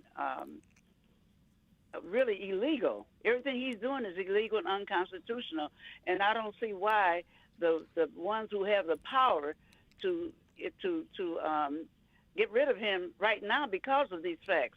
Because these lives of these soldiers of these National Guard should not have been. They should not be dead. All of this is falling on his shoulders because of his egotistical problem. And we're in an unconstitutional war. I don't understand why something does not be done with DT. I call him the resident, not president. He's going down in history, all right, as the worst human being and the resident of the United States of America.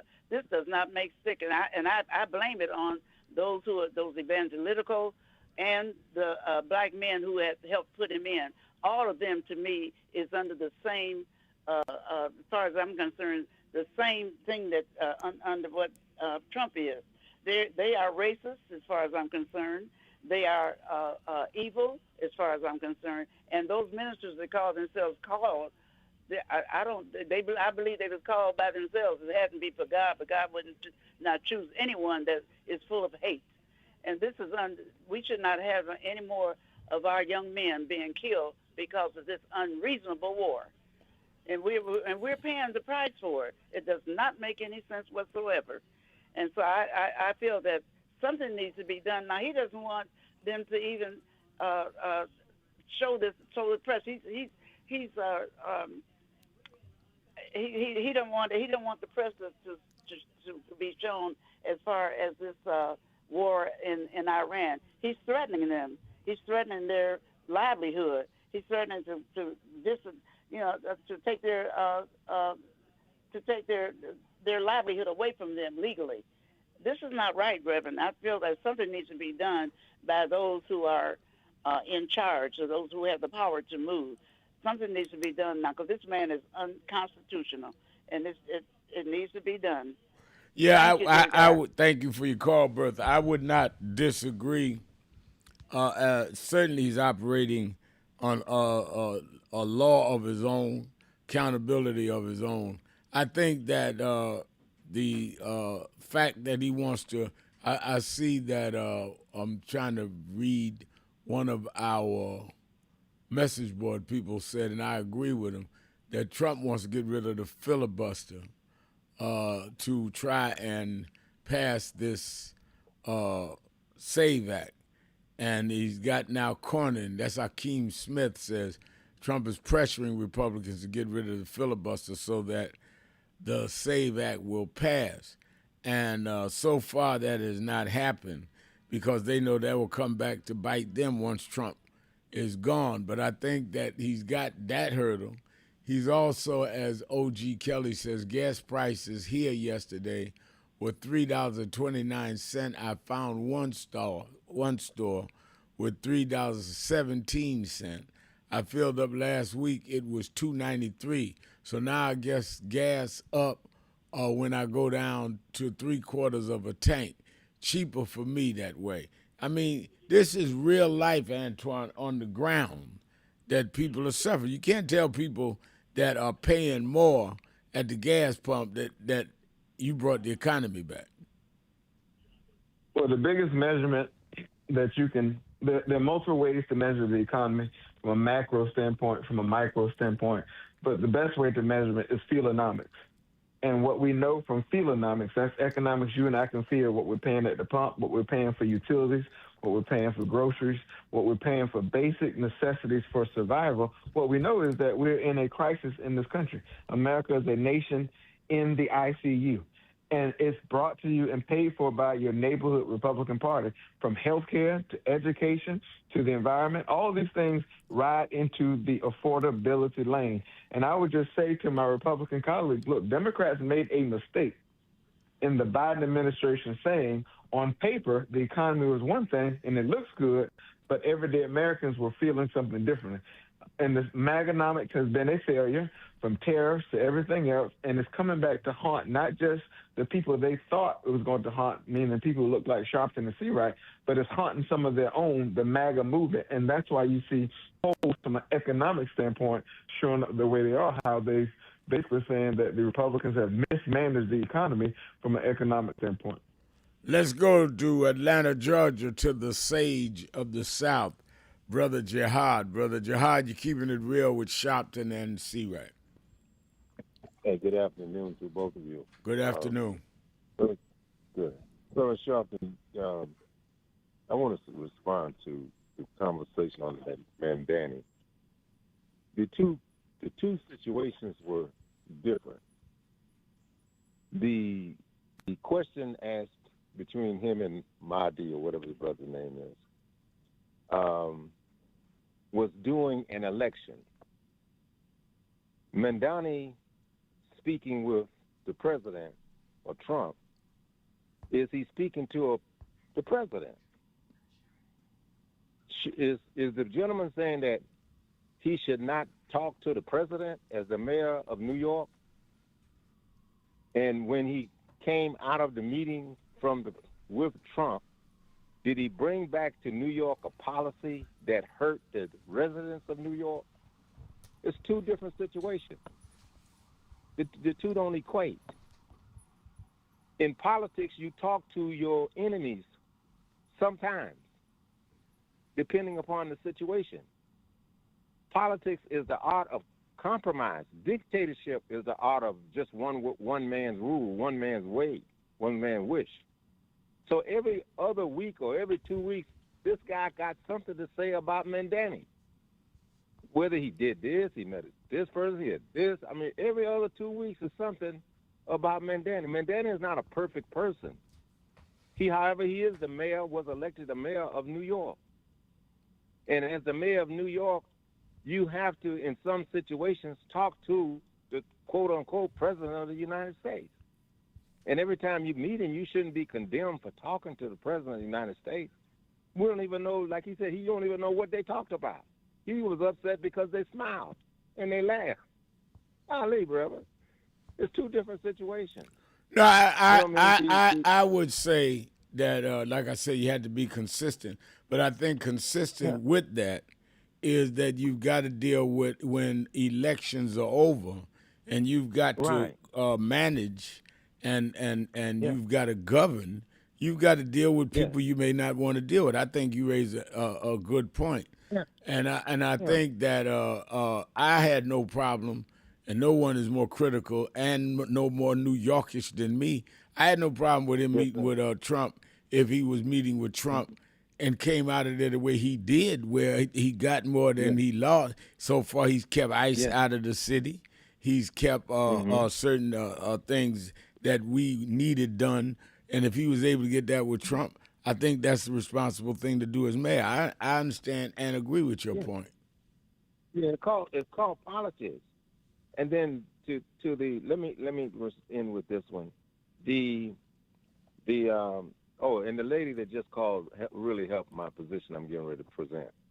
He also said that he talked about the guy saying that Miss Harris lost, Vice President Harris lost because she walked around with Cheney. Now the lady just got off the phone and said she lost because black men made her lose. Right. So it's an opinion.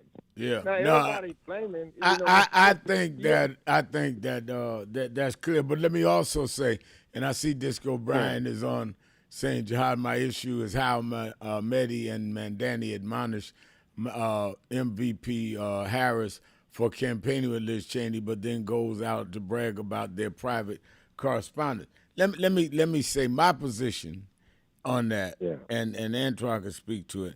I see nothing wrong with Mandani meeting with the president as mayor of New York to do something in the interest of New York. I also don't see nothing wrong with Kamala Harris campaigning with Liz Cheney if she felt Liz Cheney can help her get some moderate or Republican votes. So I think that not at all. I think if the attacks on if they had attacked Kamala Harris for being with Liz Cheney, I agree with Brian. But I think that the other part of that of them meeting with Trump, I think that he would have been wrong not to attempt to meet with Trump about New York stuff. Now I'm not the mayor of New York, and don't have the same confinements. And I think that. But again, I think if Kamala can use Liz Cheney to get votes, I think that she should not have been attacked for that. Let's take a break. Be right back. Keeping it real. Sharpton. C-Right. Keeping it real. Hot Button Monday. Be right back. Breaking. Do you know what time it is? It's Al Sharpton time. It's time to put aside all pretenses, deception, denial, or fronting. The time has come to keep it real on Keeping It Real with Reverend Al Sharpton. You need to keep it real with Reverend Al Sharpton right here on Uber TV. Reverend Al Sharpton, and we're back. 1-877-532-5797. 1-877-532-5797. Let's go back to the phone. Attorney Jennifer Jones Austin is. Every day, Monday through Friday, I do 3 hours a day on Keeping It Real with Reverend Al Sharpton. I do 1 hour on Sunday morning with Reverend Al Sharpton. And I'm live on radio and TV with the Saturday Action Rally. 7 days a week, I talk to our people, hear from them, the call-in. I'm sick and tired of people talking for people that they don't talk to. So go on www.nationalactionnetwork.net. Listen to my show, call in, express your opinion. You don't have to agree with me. But let's start talking to each other rather than about each other and lecturing at each other. Let's keep it real with Sharpton. Happy 20th anniversary to Reverend Al Sharpton on 20 years of keeping it real. 2 decades of truth-telling, fearless advocacy, and keeping the people informed and empowered. Thank you for always speaking power to justice and standing firm for what's right. Here's to 20 years of impact and many more to come.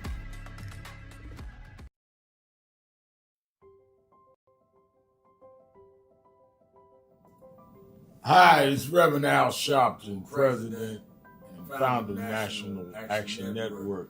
We are at the very end of 2025, and I want to first say that I want to thank all of the officers, chapter leaders, regional directors, national staff, and certainly National Board of National Action Network for a solid and absolutely incredible year in 2025.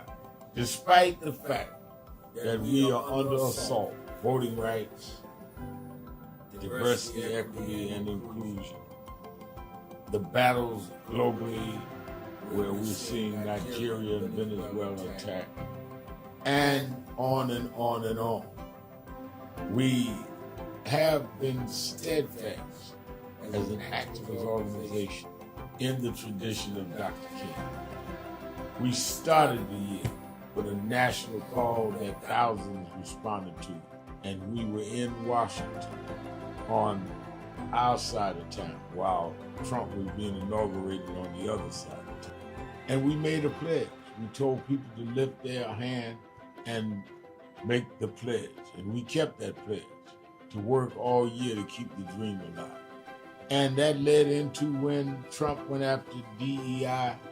We supported some that were boycotting, and we started boycotting, something that had never happened. We said we're going to go buy from those that have committed to keep DEI, and went in several cities around Costco's and shopping. We've now bought stock in other companies.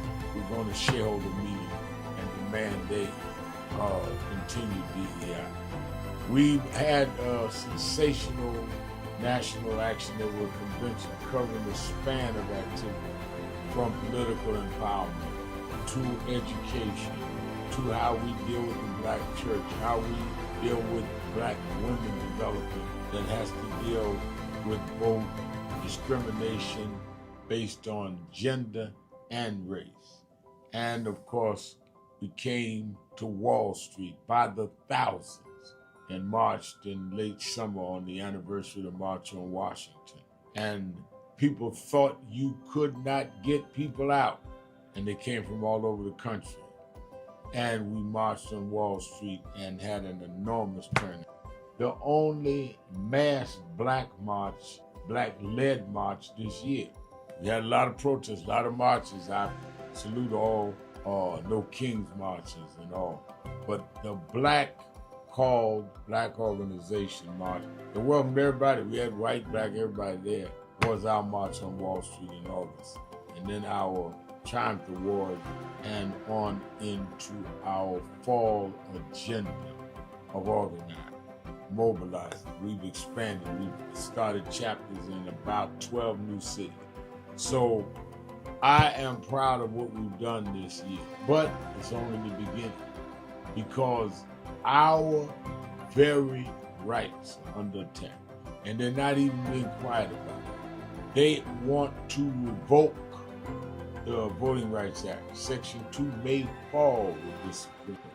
They want to end the Civil Rights Act of '64, That's what the end of DEI is about.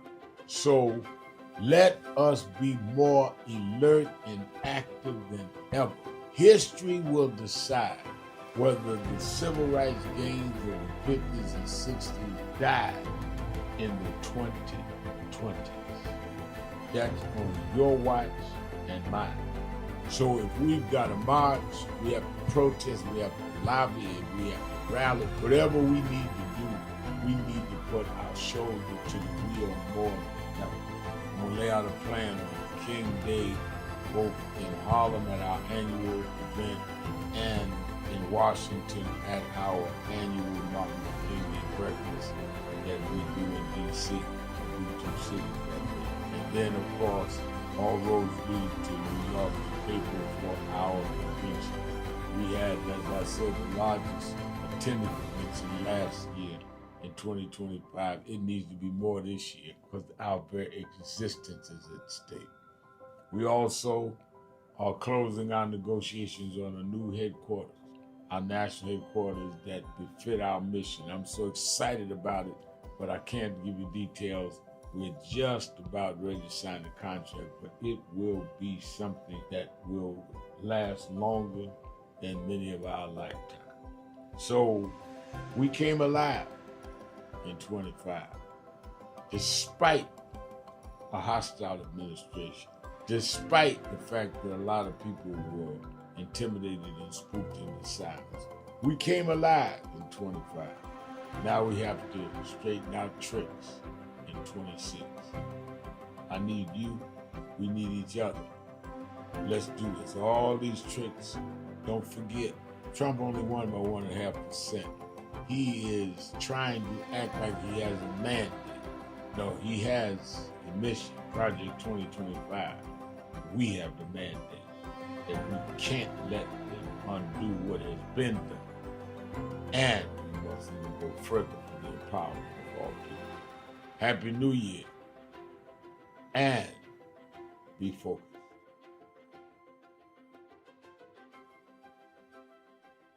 And I think that is extremely important about the funding. But I also want to add how they're changing what can be taught. You have states outright saying you can't teach Black history and you can't teach certain other histories and the curriculum. You have this administration that is literally taking out exhibits from the Smithsonian. So we have not only an education problem in terms of resources, we have an education problem in terms of curriculum and what people are being taught. So I have one grandchild, 6-year-old. When he gets to high school, it may be just against the law for him to learn about certain parts of American history, which includes Blacks. We want to talk about slavery. We want to talk about the good side of America. Well, what does that mean? That's not history. Everything was not good. And I think that that is the threat that we've got to fight, which is why we've got to fight with the courts and the streets, because they're literally changing the textbooks as we go. As they do that, they change the opportunities, because then the fight against affirmative action is not having access to these institutions and telling these institutions, this whole fight around DEI, which they started in Harvard with a Black woman president. Started with them saying you can't teach diversity in an Ivy League school like Harvard. It didn't start in Little Rock at the high school. This fight, this time, was Harvard. And they went from there on. And I think that we've got to have the same resistance. If they could fight in the 50s, the ACP would have been together and deal with the question from Little Rock in terms of desegregation. Then we that are far more educated, far more economically secure personally, have no excuse in the age of what they did in Harvard. Keeping it real. I am your host, Reverend Al Sharpton. Antoine Seawright is our co-host. And let me say that it is a real volatile time. So information is at a premium now to be able to know what is really going on, get the right information from the right sources, and therefore you know how to move forward with voting and participating in what's going on in the community. That's why listen to this show every day, others that are giving the right information, watching Politics Nation over the weekends. All of this is so you can protect you and your family. So don't forget Politics Nation every Saturday and Sunday, 5 p.m. Eastern Time on MS Now, formerly known as MSNBC. And, of course, you that are in the tri-state area, meet me at the Saturday Action Rally. Had a great rally, by the way, Saturday. And I'll be there this Saturday as well at the Mother AME Zion Church, historic church in Harlem, home church of Frederick Douglass and C.J. Walker. Madam C.J. Walker was funeralized there. Paul Robeson was a member there. Sojourner Truth changed her name from a slave name at that altar. We're there Saturday mornings, 9 a.m. to 11 a.m., 9 a.m. to 11 a.m. on 137th Street and between 7th and Lenox Avenues in the village of Harlem. And, of course, National Action Network. Now we are at the National Action Network convention. We're now at 8,335 people pre-registered. We almost triple where we were last year this time. We ended up with 10,000 people coming through the convention, but we did not have this kind of pre-registration. So I think people seriously understand why it's time to come together, why it's time to really get in these sessions and get information, and let's work out an action plan. And there are few of us that are really organized with the national infrastructure to do it. So if you've not registered, register now. It guarantees you a seat in the proceedings. Go to 1-877-626-4651, 1-877-626-4651. You can call in your registration, or you can go to www.nationalactionnetwork.net and you can do it online. Antoine, I had your mentor, Congressman, I was your mentor, but he's everybody's, I think, senior statesman, Congressman Jim Clyburn, on Politics Nation this weekend. And I think he not only made real clear where this administration was going, he answered up those that wanted to know why he was running again at 85 years old. And I told him, I was just in Selma with him, I don't think that anyone's clearer, more lucid that's half his age. But tell me how the reaction is down in South Carolina and what his announcement means. He also stressed how he has a whole bunch of young people that are being trained that at the right time will step up and take elected office, his and others. Well, I think that there's a different conversation on K Street and Main Street, my street. On K Street, inside the bubble, there are some who say Jim Clyburn is too old, he should not run again. But when you go to his district and when you look at the number of requests he gets for people who want him to come to their district to do events with them, to campaign for them, it's a lot different. The same people who saying Jim Clyburn should not run again are not the same people who are saying the same thing about Bernie Sanders, which I find to be ironic. Jim Clyburn is loved, he's respected, and there are people who hunger and thirst to be able to have his leadership or be able to sit beside him to learn a tenth or a portion of what he knows. And so the mood in the 6th Congressional District and across the state of South Carolina, even from Republicans, is very exciting. It's high. People are thankful for his leadership. They're thankful for his stability. And more importantly, I think the Congressional Black Caucus, Leader Jeffries, and others in other caucuses are thankful that he's running again because, again, when we take the majority in November, this will be the first time that we've had a new string of leadership at the helm if we take majority. They need the wisdom of Jim Clyburn to help navigate what could be challenging waters in the majority. So I'm glad he's running again. I'm thankful he's running again. And yes, Jim Clyburn has a generational bench of folks he's not just prepared, but that he has tapped to ensure that they're ready to not just run for office, but to do other things in the social justice, civic engagement space. And I think that's important. All right, let's go to the phone. Let's go to Leon in Dallas, Texas. Good afternoon, gentlemen. I like the term that Mr. Seawright used, Fieldonomics and Maganomics. I think those terms are very appropriate for the describing what kind of economic condition this country is in. But I wanted to talk about a documentary I saw on, on PBS Frontline called Remaking the Middle East, U.S., Israel, and Iran. And this documentary gives an eye-opening account of how the prime minister, or whatever they call him, Netanyahu, in Israel, has been trying to get America to bomb Iran ever since Obama was been in office. And there several times his own cabinet, his own war council, advised him against it. And several presidents said there was no evidence that Iran was that much of a threat, and that military force was inappropriate to deal with them.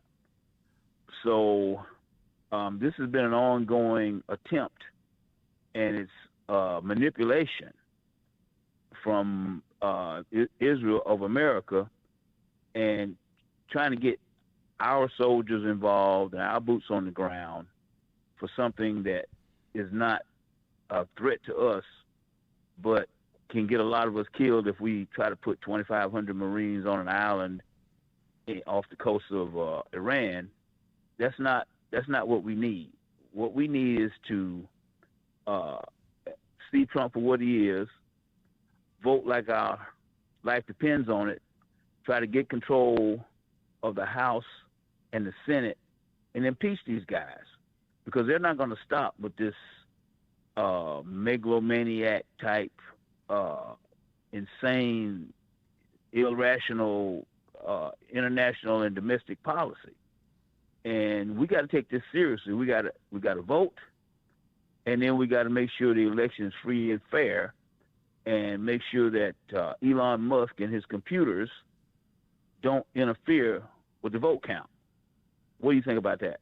I think that you're spot on. I think that we've got to be very delicate here and deliberate and go step by step with this, because our very community is at stake in terms of all of we have achieved thus far: Voting Rights Act, Civil Rights Act, diversity, equity, and inclusion, which they've already wiped out.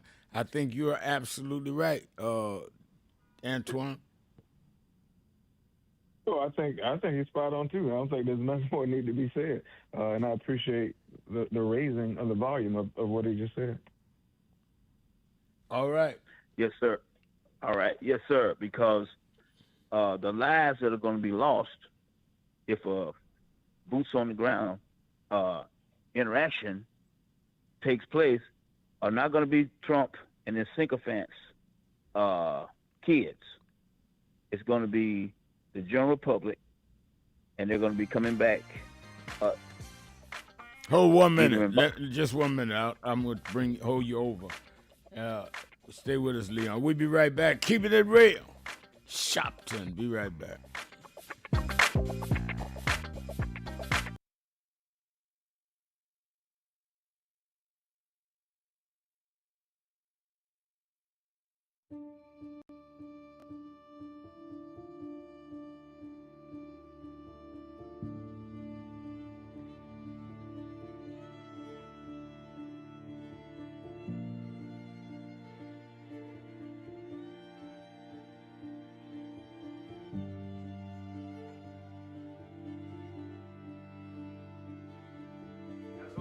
Robert Culp used to do a show with Bill Cosby, I Spy, and he did a documentary on breadbasket, Robert Culp. Oh, wow. You need to see that documentary. It's great. Absolutely. I lived this. I didn't read this. I lived it. I was there. You true to this? I'm true to this. Not new to this. I ain't new.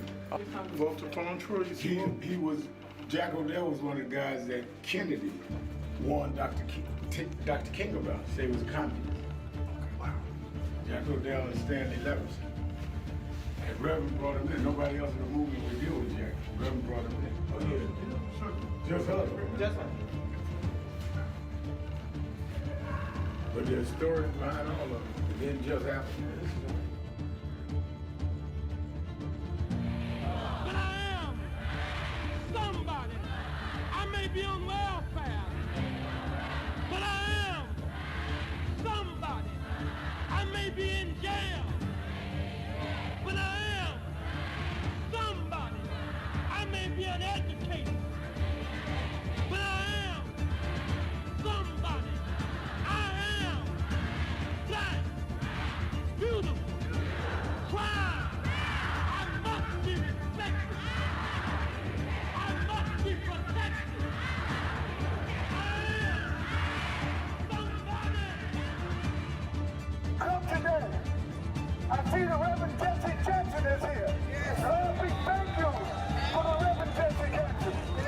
I see the Honorable Maxine Waters is here. We thank for Maxine Waters. You see the Reverend Al Sharpton is here. We thank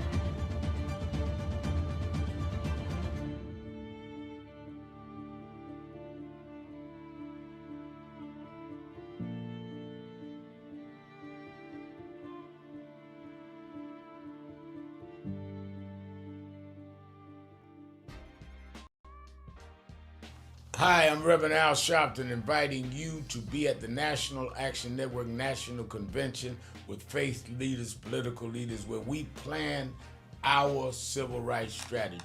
It is April the 8th through the 11th at the Sheraton, New York. It's free. Call 1-877-626-4651 or go to www.nationalactionnetwork.net and register now before we have to close down. I'll see you.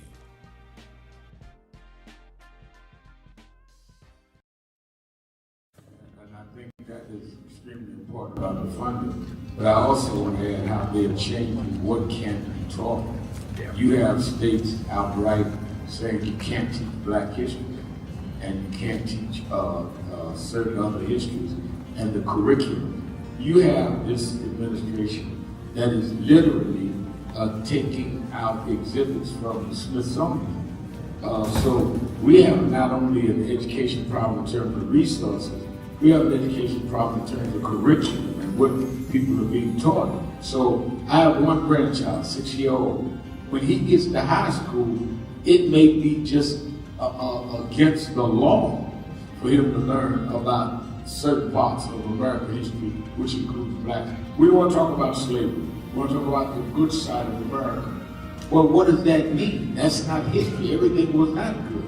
And I think that that is the threat that we've got to fight, which is why we've got to fight with the courts and the streets, because they're literally changing the textbooks as we go. As they do that, they change the opportunities, because then the fight against affirmative action is not having access to these institutions and telling these institutions, this whole fight around DEI, which they did, started in Harvard with a Black woman president. Started with them saying you can't teach diversity in an Ivy League school like Harvard. It didn't start in Little Rock at the high school. This fight, this time, was Harvard. And they went from there on. And I think that we've got to have the same resistance. If they could fight in the 50s, the ACP would have been together and deal with the question from Little Rock in terms of desegregation, then we that are far more educated, far more economically secure personally, have no excuse in the age of what they did in Harvard not to be standing up back in the South.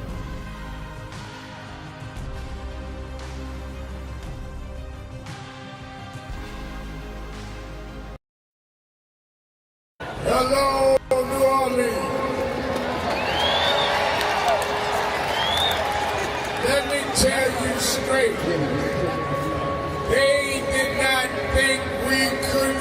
can be here tonight.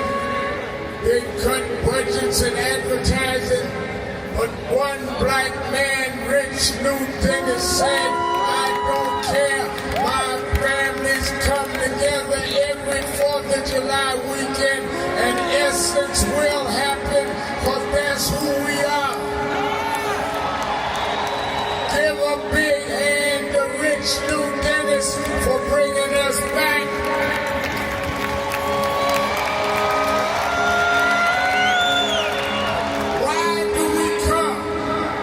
Because the essence of who we are is essential to what made this nation. We built this nation. We made this nation. We created the essential dollars that this nation lives off of. We don't care what bill they pass. We will not back up. We will not back down. We will not give in. We will not be chased out. We don't care who's in the White House. We will organize our house by house.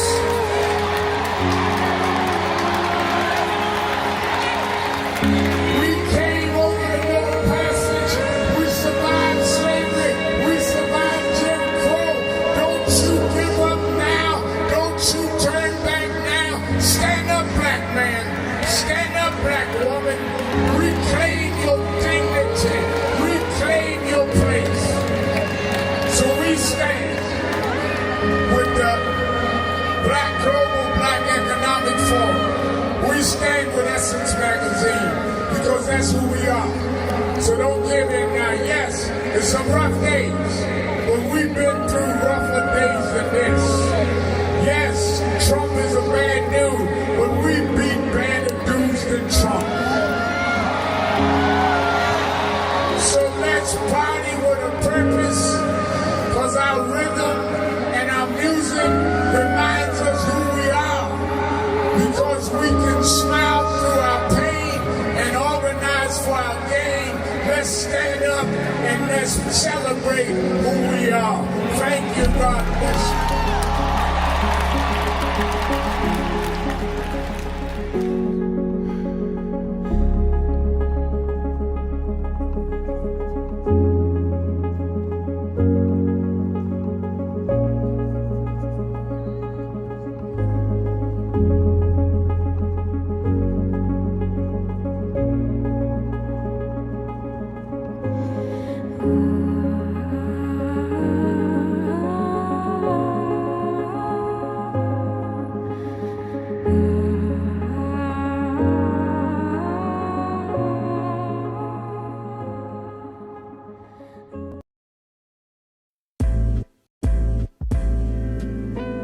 So it's become almost an unhealthy habit how much I'm listening to Keep It Real, because it is the realest thing on the air anywhere, whether it be online or whether it be on the radio or wherever it's coming into you from, because there's no one of Rev's importance and caliber who is as dominant a media figure as he is, who allows people to speak at length, and who he treats with equal respect and admiration. I'm your host, Reverend Al Sharpton. Antoine Seawright is our co-host. Antoine, let's go to D in Northwest Atlanta, Georgia. D, you're keeping it real with Sharpton and Seawright. Hey, Reverend Al and Mr. Seawright, Mr. Antoine. It's cold in hot Atlanta today. Is that right? It's real cold, Reverend Al. And it's going to get a little bit colder tomorrow, they say. But I have two questions for you, or really two things I want you all to address. One is the SAVE Act. But first, I want to talk about the war in Iran, and I want to ask you all if you all agree with me. This has been my thinking about the war in Iran. First of all, President Obama lives rent-free in Trump's head, or the little bit of brain that he has, because he does all he can to go after Obama. Obama had brokered a plan with Iran. Was that plan working? Why are we at war? I want you all to discuss that because I want to hear what the two of you have to say about that. And then the other thing is that SAVE Act. In D.C., they would come up with little acts and they give them cute names like SAVE, and you go like, and you think, oh, that's good. What are we saving? When it's really taking away our votes. Would you please address those two things for me?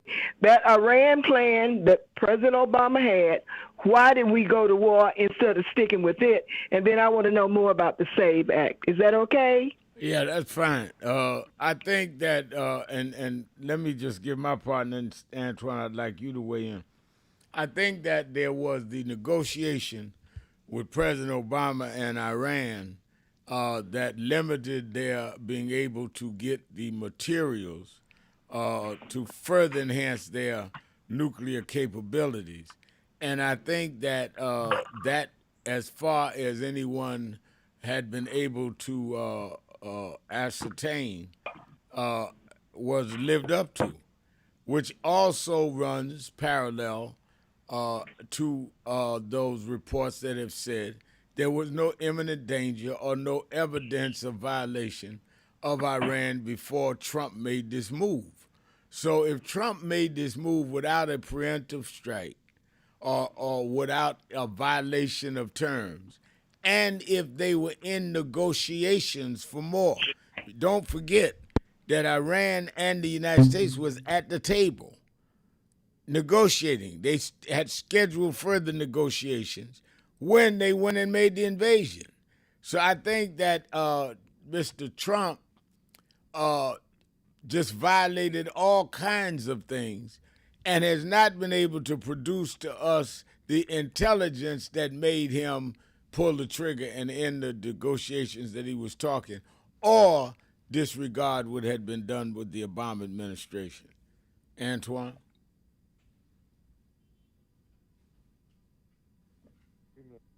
I don't hear Antoine. I can't remember. Rev, can you hear me? I hear you now, yeah.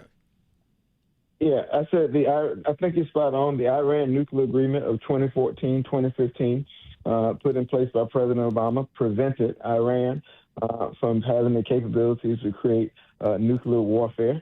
Donald Trump was so intentional about rolling back whatever Barack Obama did, including the ACA, till he ripped up that agreement. A few years later, he then strikes Iran, said he took out their nuclear capabilities. Now we're in a war because he lied about taking out their nuclear capabilities with his unlawful strike the first time. And at the same period of time, he's now trying to put together an agreement that he dismantled because Barack Obama put in place. So it's a waste of people's lives. It's a waste of taxpayers' money. And quite frankly, add that to the pages of Donald Trump misleading the American people once again, as well as broken promises from his perspective as a candidate. Absolutely. Absolutely. All right. Thank you for your call, D. Let's go to Sky in Richmond, Virginia. Sky? Yes. Al Sharpton, I'm calling about sleeper cell spies. I just heard that term, so I said, what is a sleeper cell?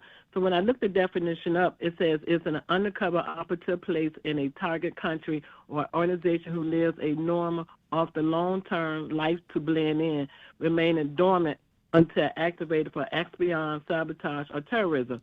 They act as a hidden asset, avoiding detection for years until receiving orders to receiving orders to act. What I'm saying about the sleeper spies, to me, those tobacco and vape stores that we have all around the United States of America, and especially like in high crime areas and all, I feel like we have a lot of sleeper cells that own those stores, and they are starting to act on terrorism and sabotage. And, you know, we had 2 incidents over the weekend, ODU and the Michigan synagogue. So what is Donald Trump doing about that? We have organized crime right here in the United States that the people are getting ready to act in the sleeper cells.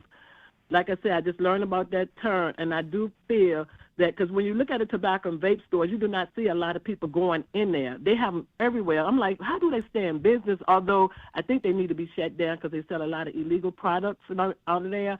And I know in the state of Virginia, they are really cracking down on these tobacco and vape stores. But not only they selling those products, I think they got a lot of sales people on those type of stores, and now they get ready to act. So I would like to know what the politicians are doing about that, because we got a lot of young people dying, not only from the stuff that they're selling out those stores. And once, because I had called about this once before, I would love to see our Republicans, the Democrats in the party, and the Republicans go into these stores. I don't even know if you ever been in one, Mr. Sharpton or Mr. C. White, but if you go in there, it's unbelievable the items that they are selling out of those stores. So if you could take a look and get more information about a sleeper sales spy, which I think owns those stores, because no way they could stay in business. And, you know, I sit there and I monitor. Sometimes you might see like 2 people in the store, nobody's in the store. So we got so many of them. So what's going on here? Well, I think that it is clear that there is a lot of illicit trade going on. I know our Detroit chapter under Reverend Williams has been complaining about that for a long time. And I remember years ago when crack came out, a lot of stores were selling it. That's when I started painting red X's on the crack houses, marching my youth movement to expose them. That is still prevalent, and it is very possible that some of the sleeper cells that you mentioned is operating through some of those stores, or may not be. Either way, the illegal stuff needs to stop. They're saturating parts of our community with illegal stuff. And these cells, I think these sleeper cells, are something that you would have to consider if you're president of the United States, that if I make a preemptive move, which it appears to be what he's done with Iran, do we have enough intelligence to know where the sleeper cells are and protect American lives? And I've not heard that addressed. I don't know that they're going to find out whether what happened in Michigan and what happened at the university over the weekend were sleeper cells or not.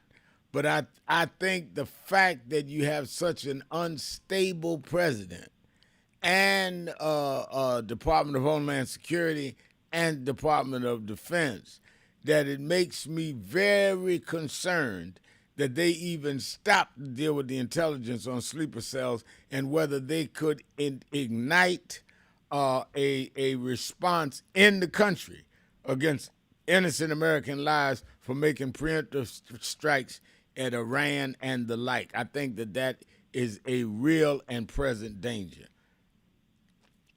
Antoine? Yes, I agree. Well, I want to say on the vape front, I think you're spot on. A very personal issue to me. I just worked very hard down in South Carolina. We passed one of the first what we call vape prevention pieces of legislation in the country, in which these folks have to register. We're pushing them not to be able to operate within schools, because my sister's a high school principal. Every morning she goes to the bathroom and put out a garbage bag, and the kids walk in and drop those vapes into a bag every single morning, unapologetically vaping before class starts, in between classes. We have had examples and by which kids were Amazoning vapes to the school. They're so addicted to these vapes. These vapes were supposed to be presented as an alternative to wean people off smoking, but China and bad actors has done something different with it. Now we have a generation of kids who are addicted to these things, and it's causing harm in our communities. These stores are operating in black communities illegally, and we have to do something about it. So I'm thankful that you raised the issue, and it's a personal passion of mine. All right. Thank you for your call. Let's take a break. Be right back. Keeping it real. Sharpton. Be right back.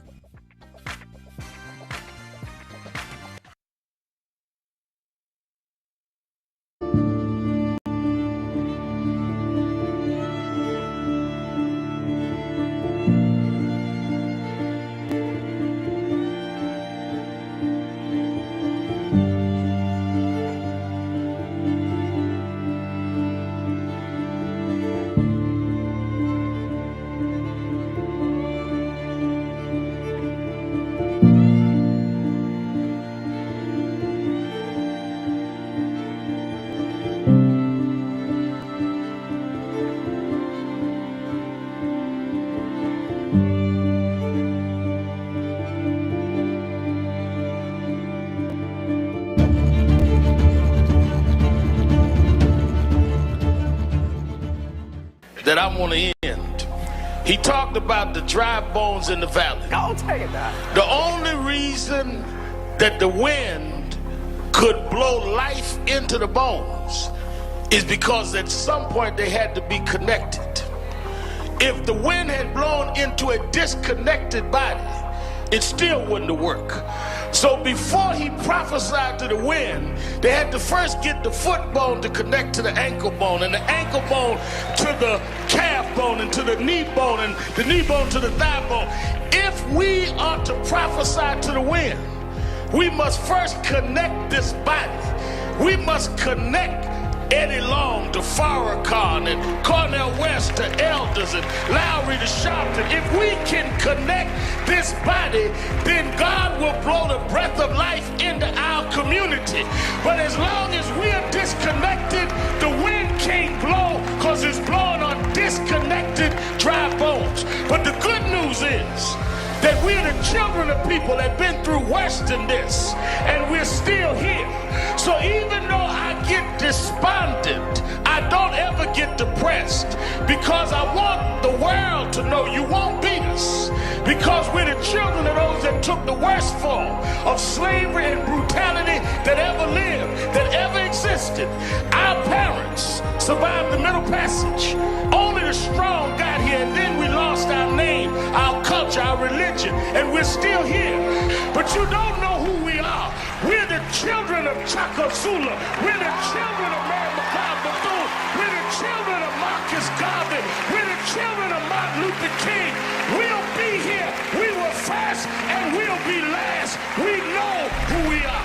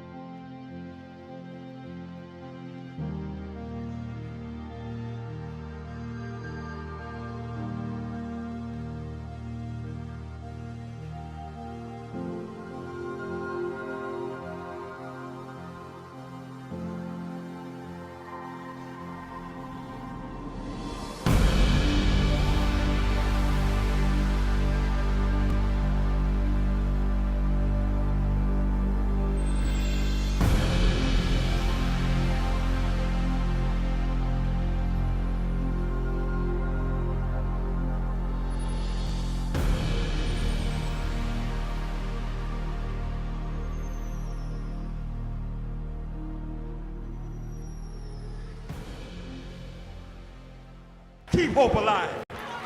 Keep hope alive. Keep hope alive on tomorrow night and beyond. Young America, hold your head high now. We can win. You must never stop dreaming. Face reality, yes, but don't stop with the way things are. Dream of things as they ought to be. Dream. Face pain. But love, hope, faith, and dreams will help you rise above the pain. Use hope and imagination as weapons of survival and progress, but you keep on dreaming, young America. Dream of peace. Peace is rational and reasonable. War is irrational in this age and unwinnable. Dream of teachers who teach for life and not for living. Dream of doctors who are concerned more about public health than private wealth. Dream of lawyers more concerned about justice and the judgeship. Dream of preachers who are concerned more about prophecy than profiteering. Dream on the high road with sound values. You must never surrender to inequality. Women.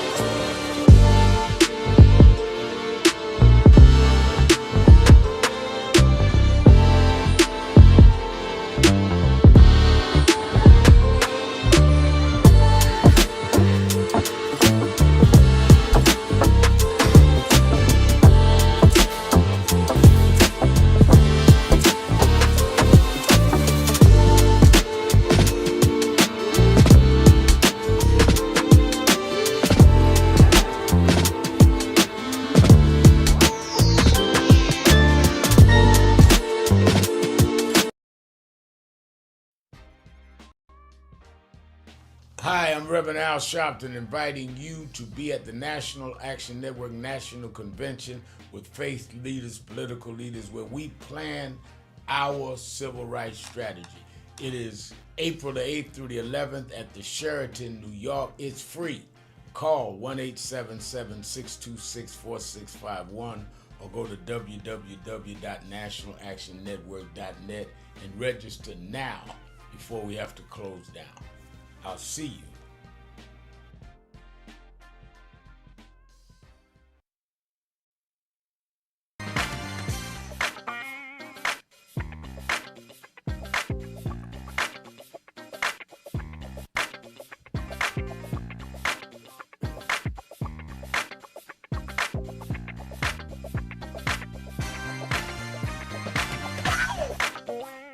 Live, Rev.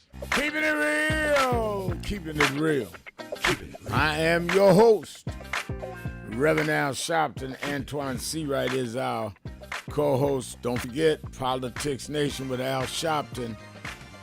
Saturdays and Sunday, 5 p.m. Eastern. I'm booking folks in advance because I know with the Save Act coming up this week and other issues, I want these senators and congresspeople on standby so I can have them on so you can get the real deal. Make sure you tune in.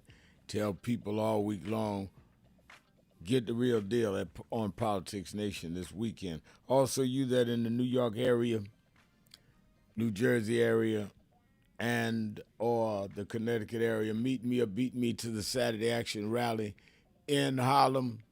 And we are at the Mother AME Zion, the historic Mother AME Zion Church, 137th and 7th Avenue, 9 a.m. to 11 a.m. I'll be there looking for you on this Saturday. Also, if you've not registered and intend to come to the National Action Network Convention, when I release the names, some people are going to be wanting to come. We're over 8,000 now, 8,035 to be exact, as of this morning. And I'm over what I was going to do to close because we still have to have room for the HBCU students and our chapter members. But we've got bigger spaces now at the Sheraton because of the high registration. So if you're going to register now. We're going to go by registration. When we get an overflow crowd, we're going to mark off seats for people registered because you're going to want to hear these speakers and you're going to want to hear these fireside chats and these participatory planning sessions that you can be in. Antoine, I see on the message board that for just a minute. All right. Fahima says, Reverend Al, respectfully, there's no evidence that smoke shops are harboring sleeper cells. The sale of illicit products is a different story. Conflating the two, and it cuts off. I don't see the end of that. But I think Fahima's right. There is no, if there's evidence, they need to go in there, but there is no evidence. I think sleeper cells are a little more underground than that. But I do think that the illegal drugs, where we talked about, I used to paint the crack houses and all that, that is a separate issue, a serious issue, and shouldn't be conflated. I agree with that. But again, I would think the sleeper cells people would not want to be as visible as some of these on the storefront vapor stores that are selling illicit drugs, because they would not want to expose themselves doing something illegal. That would be my thinking. But again, I don't know. It should all be checked out. But there's no evidence at all that Trump and them have even considered wherever sleeper cells are and how to deal with their reaction if they made an attack as they have. Let's go to Percy Johnson, my man, labor leader extraordinaire in Detroit, Michigan. Percy. Well, Mel, good talking to you, man. Nice talking to you.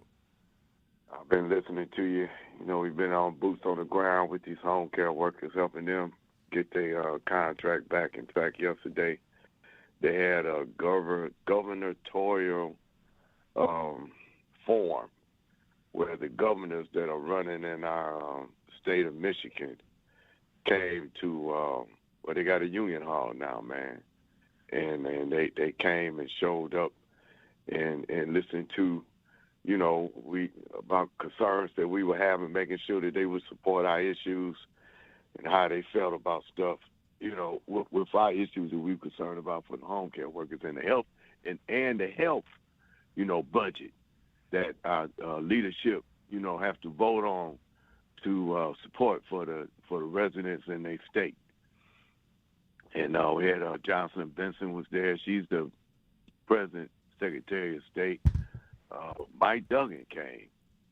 He's running as an independent, you know, and he was able to speak on why he ran as an independent to get the vote that he was looking for to win.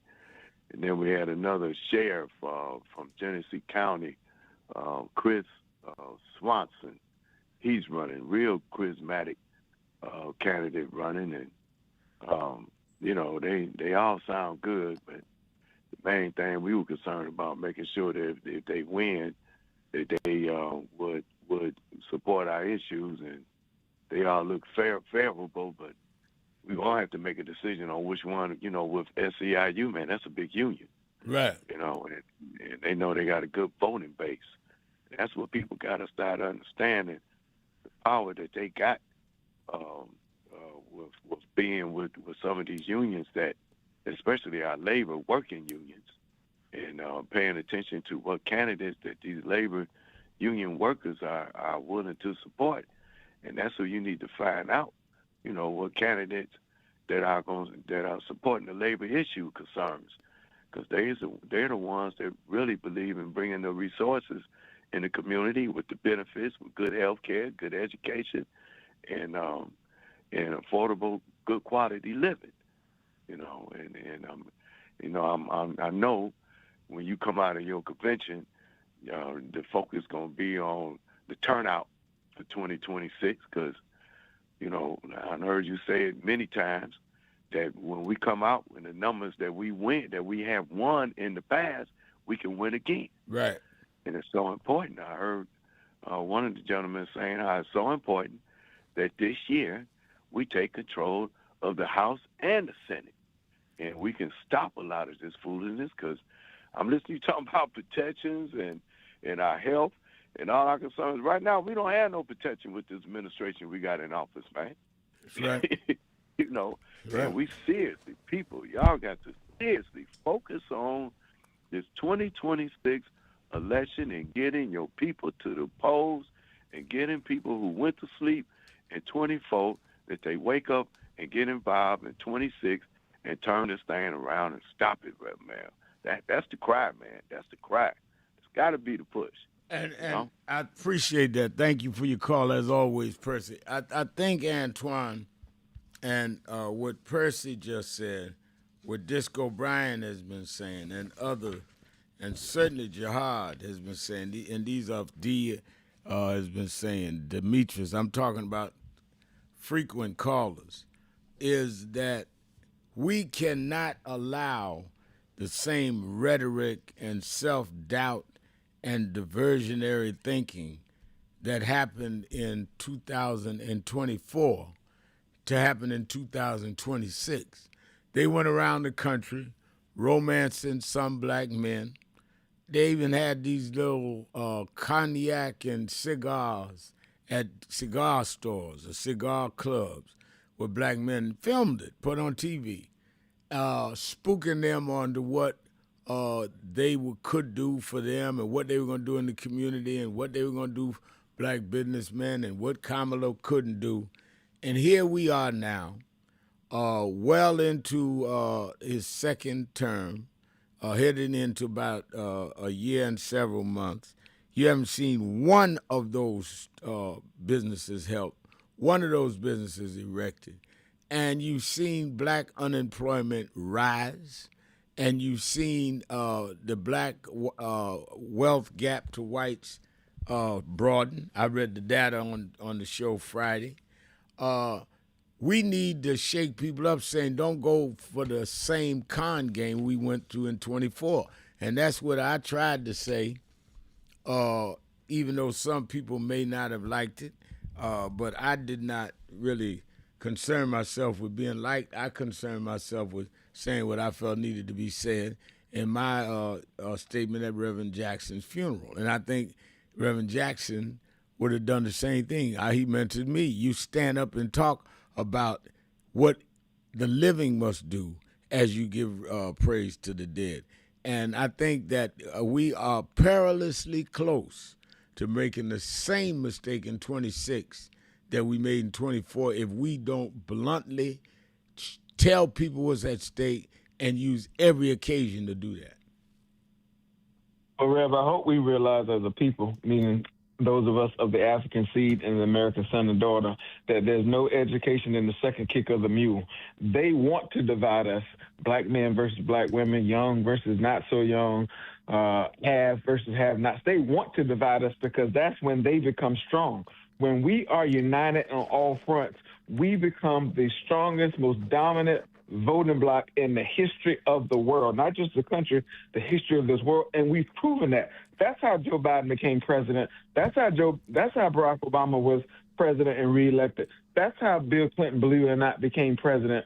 That's when you've seen success and you've seen the tectonic plates in this country shift for good, and we make positive leaps for black Americans, brown Americans, and the marginalized communities.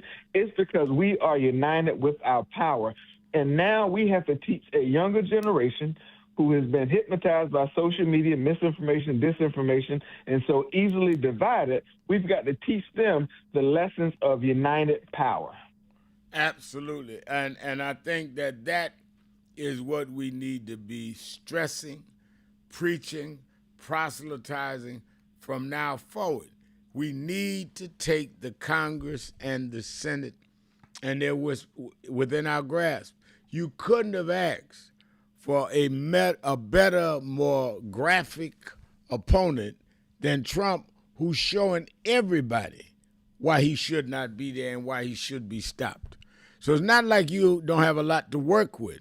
The question is, are you going to work it? You have everything you need to convince the people that live in your house, live on your block, go to your church, go to your bingo hall, whatever. Just showing what this man is doing and connecting them with what they can do with their vote. All right, I hear the music. Let's get ready to step out here. Let me thank Antoine Seawright. Let me thank all of you that called in, listened in, you that called in and couldn't get through, but hung in there anyhow. Remember, whatever you do, wherever you go, however you feel, tell somebody, tell anybody, tell everybody. Reverend Al told you personally, keep it real. Keep it real. Keep it real. I'll talk to you tomorrow.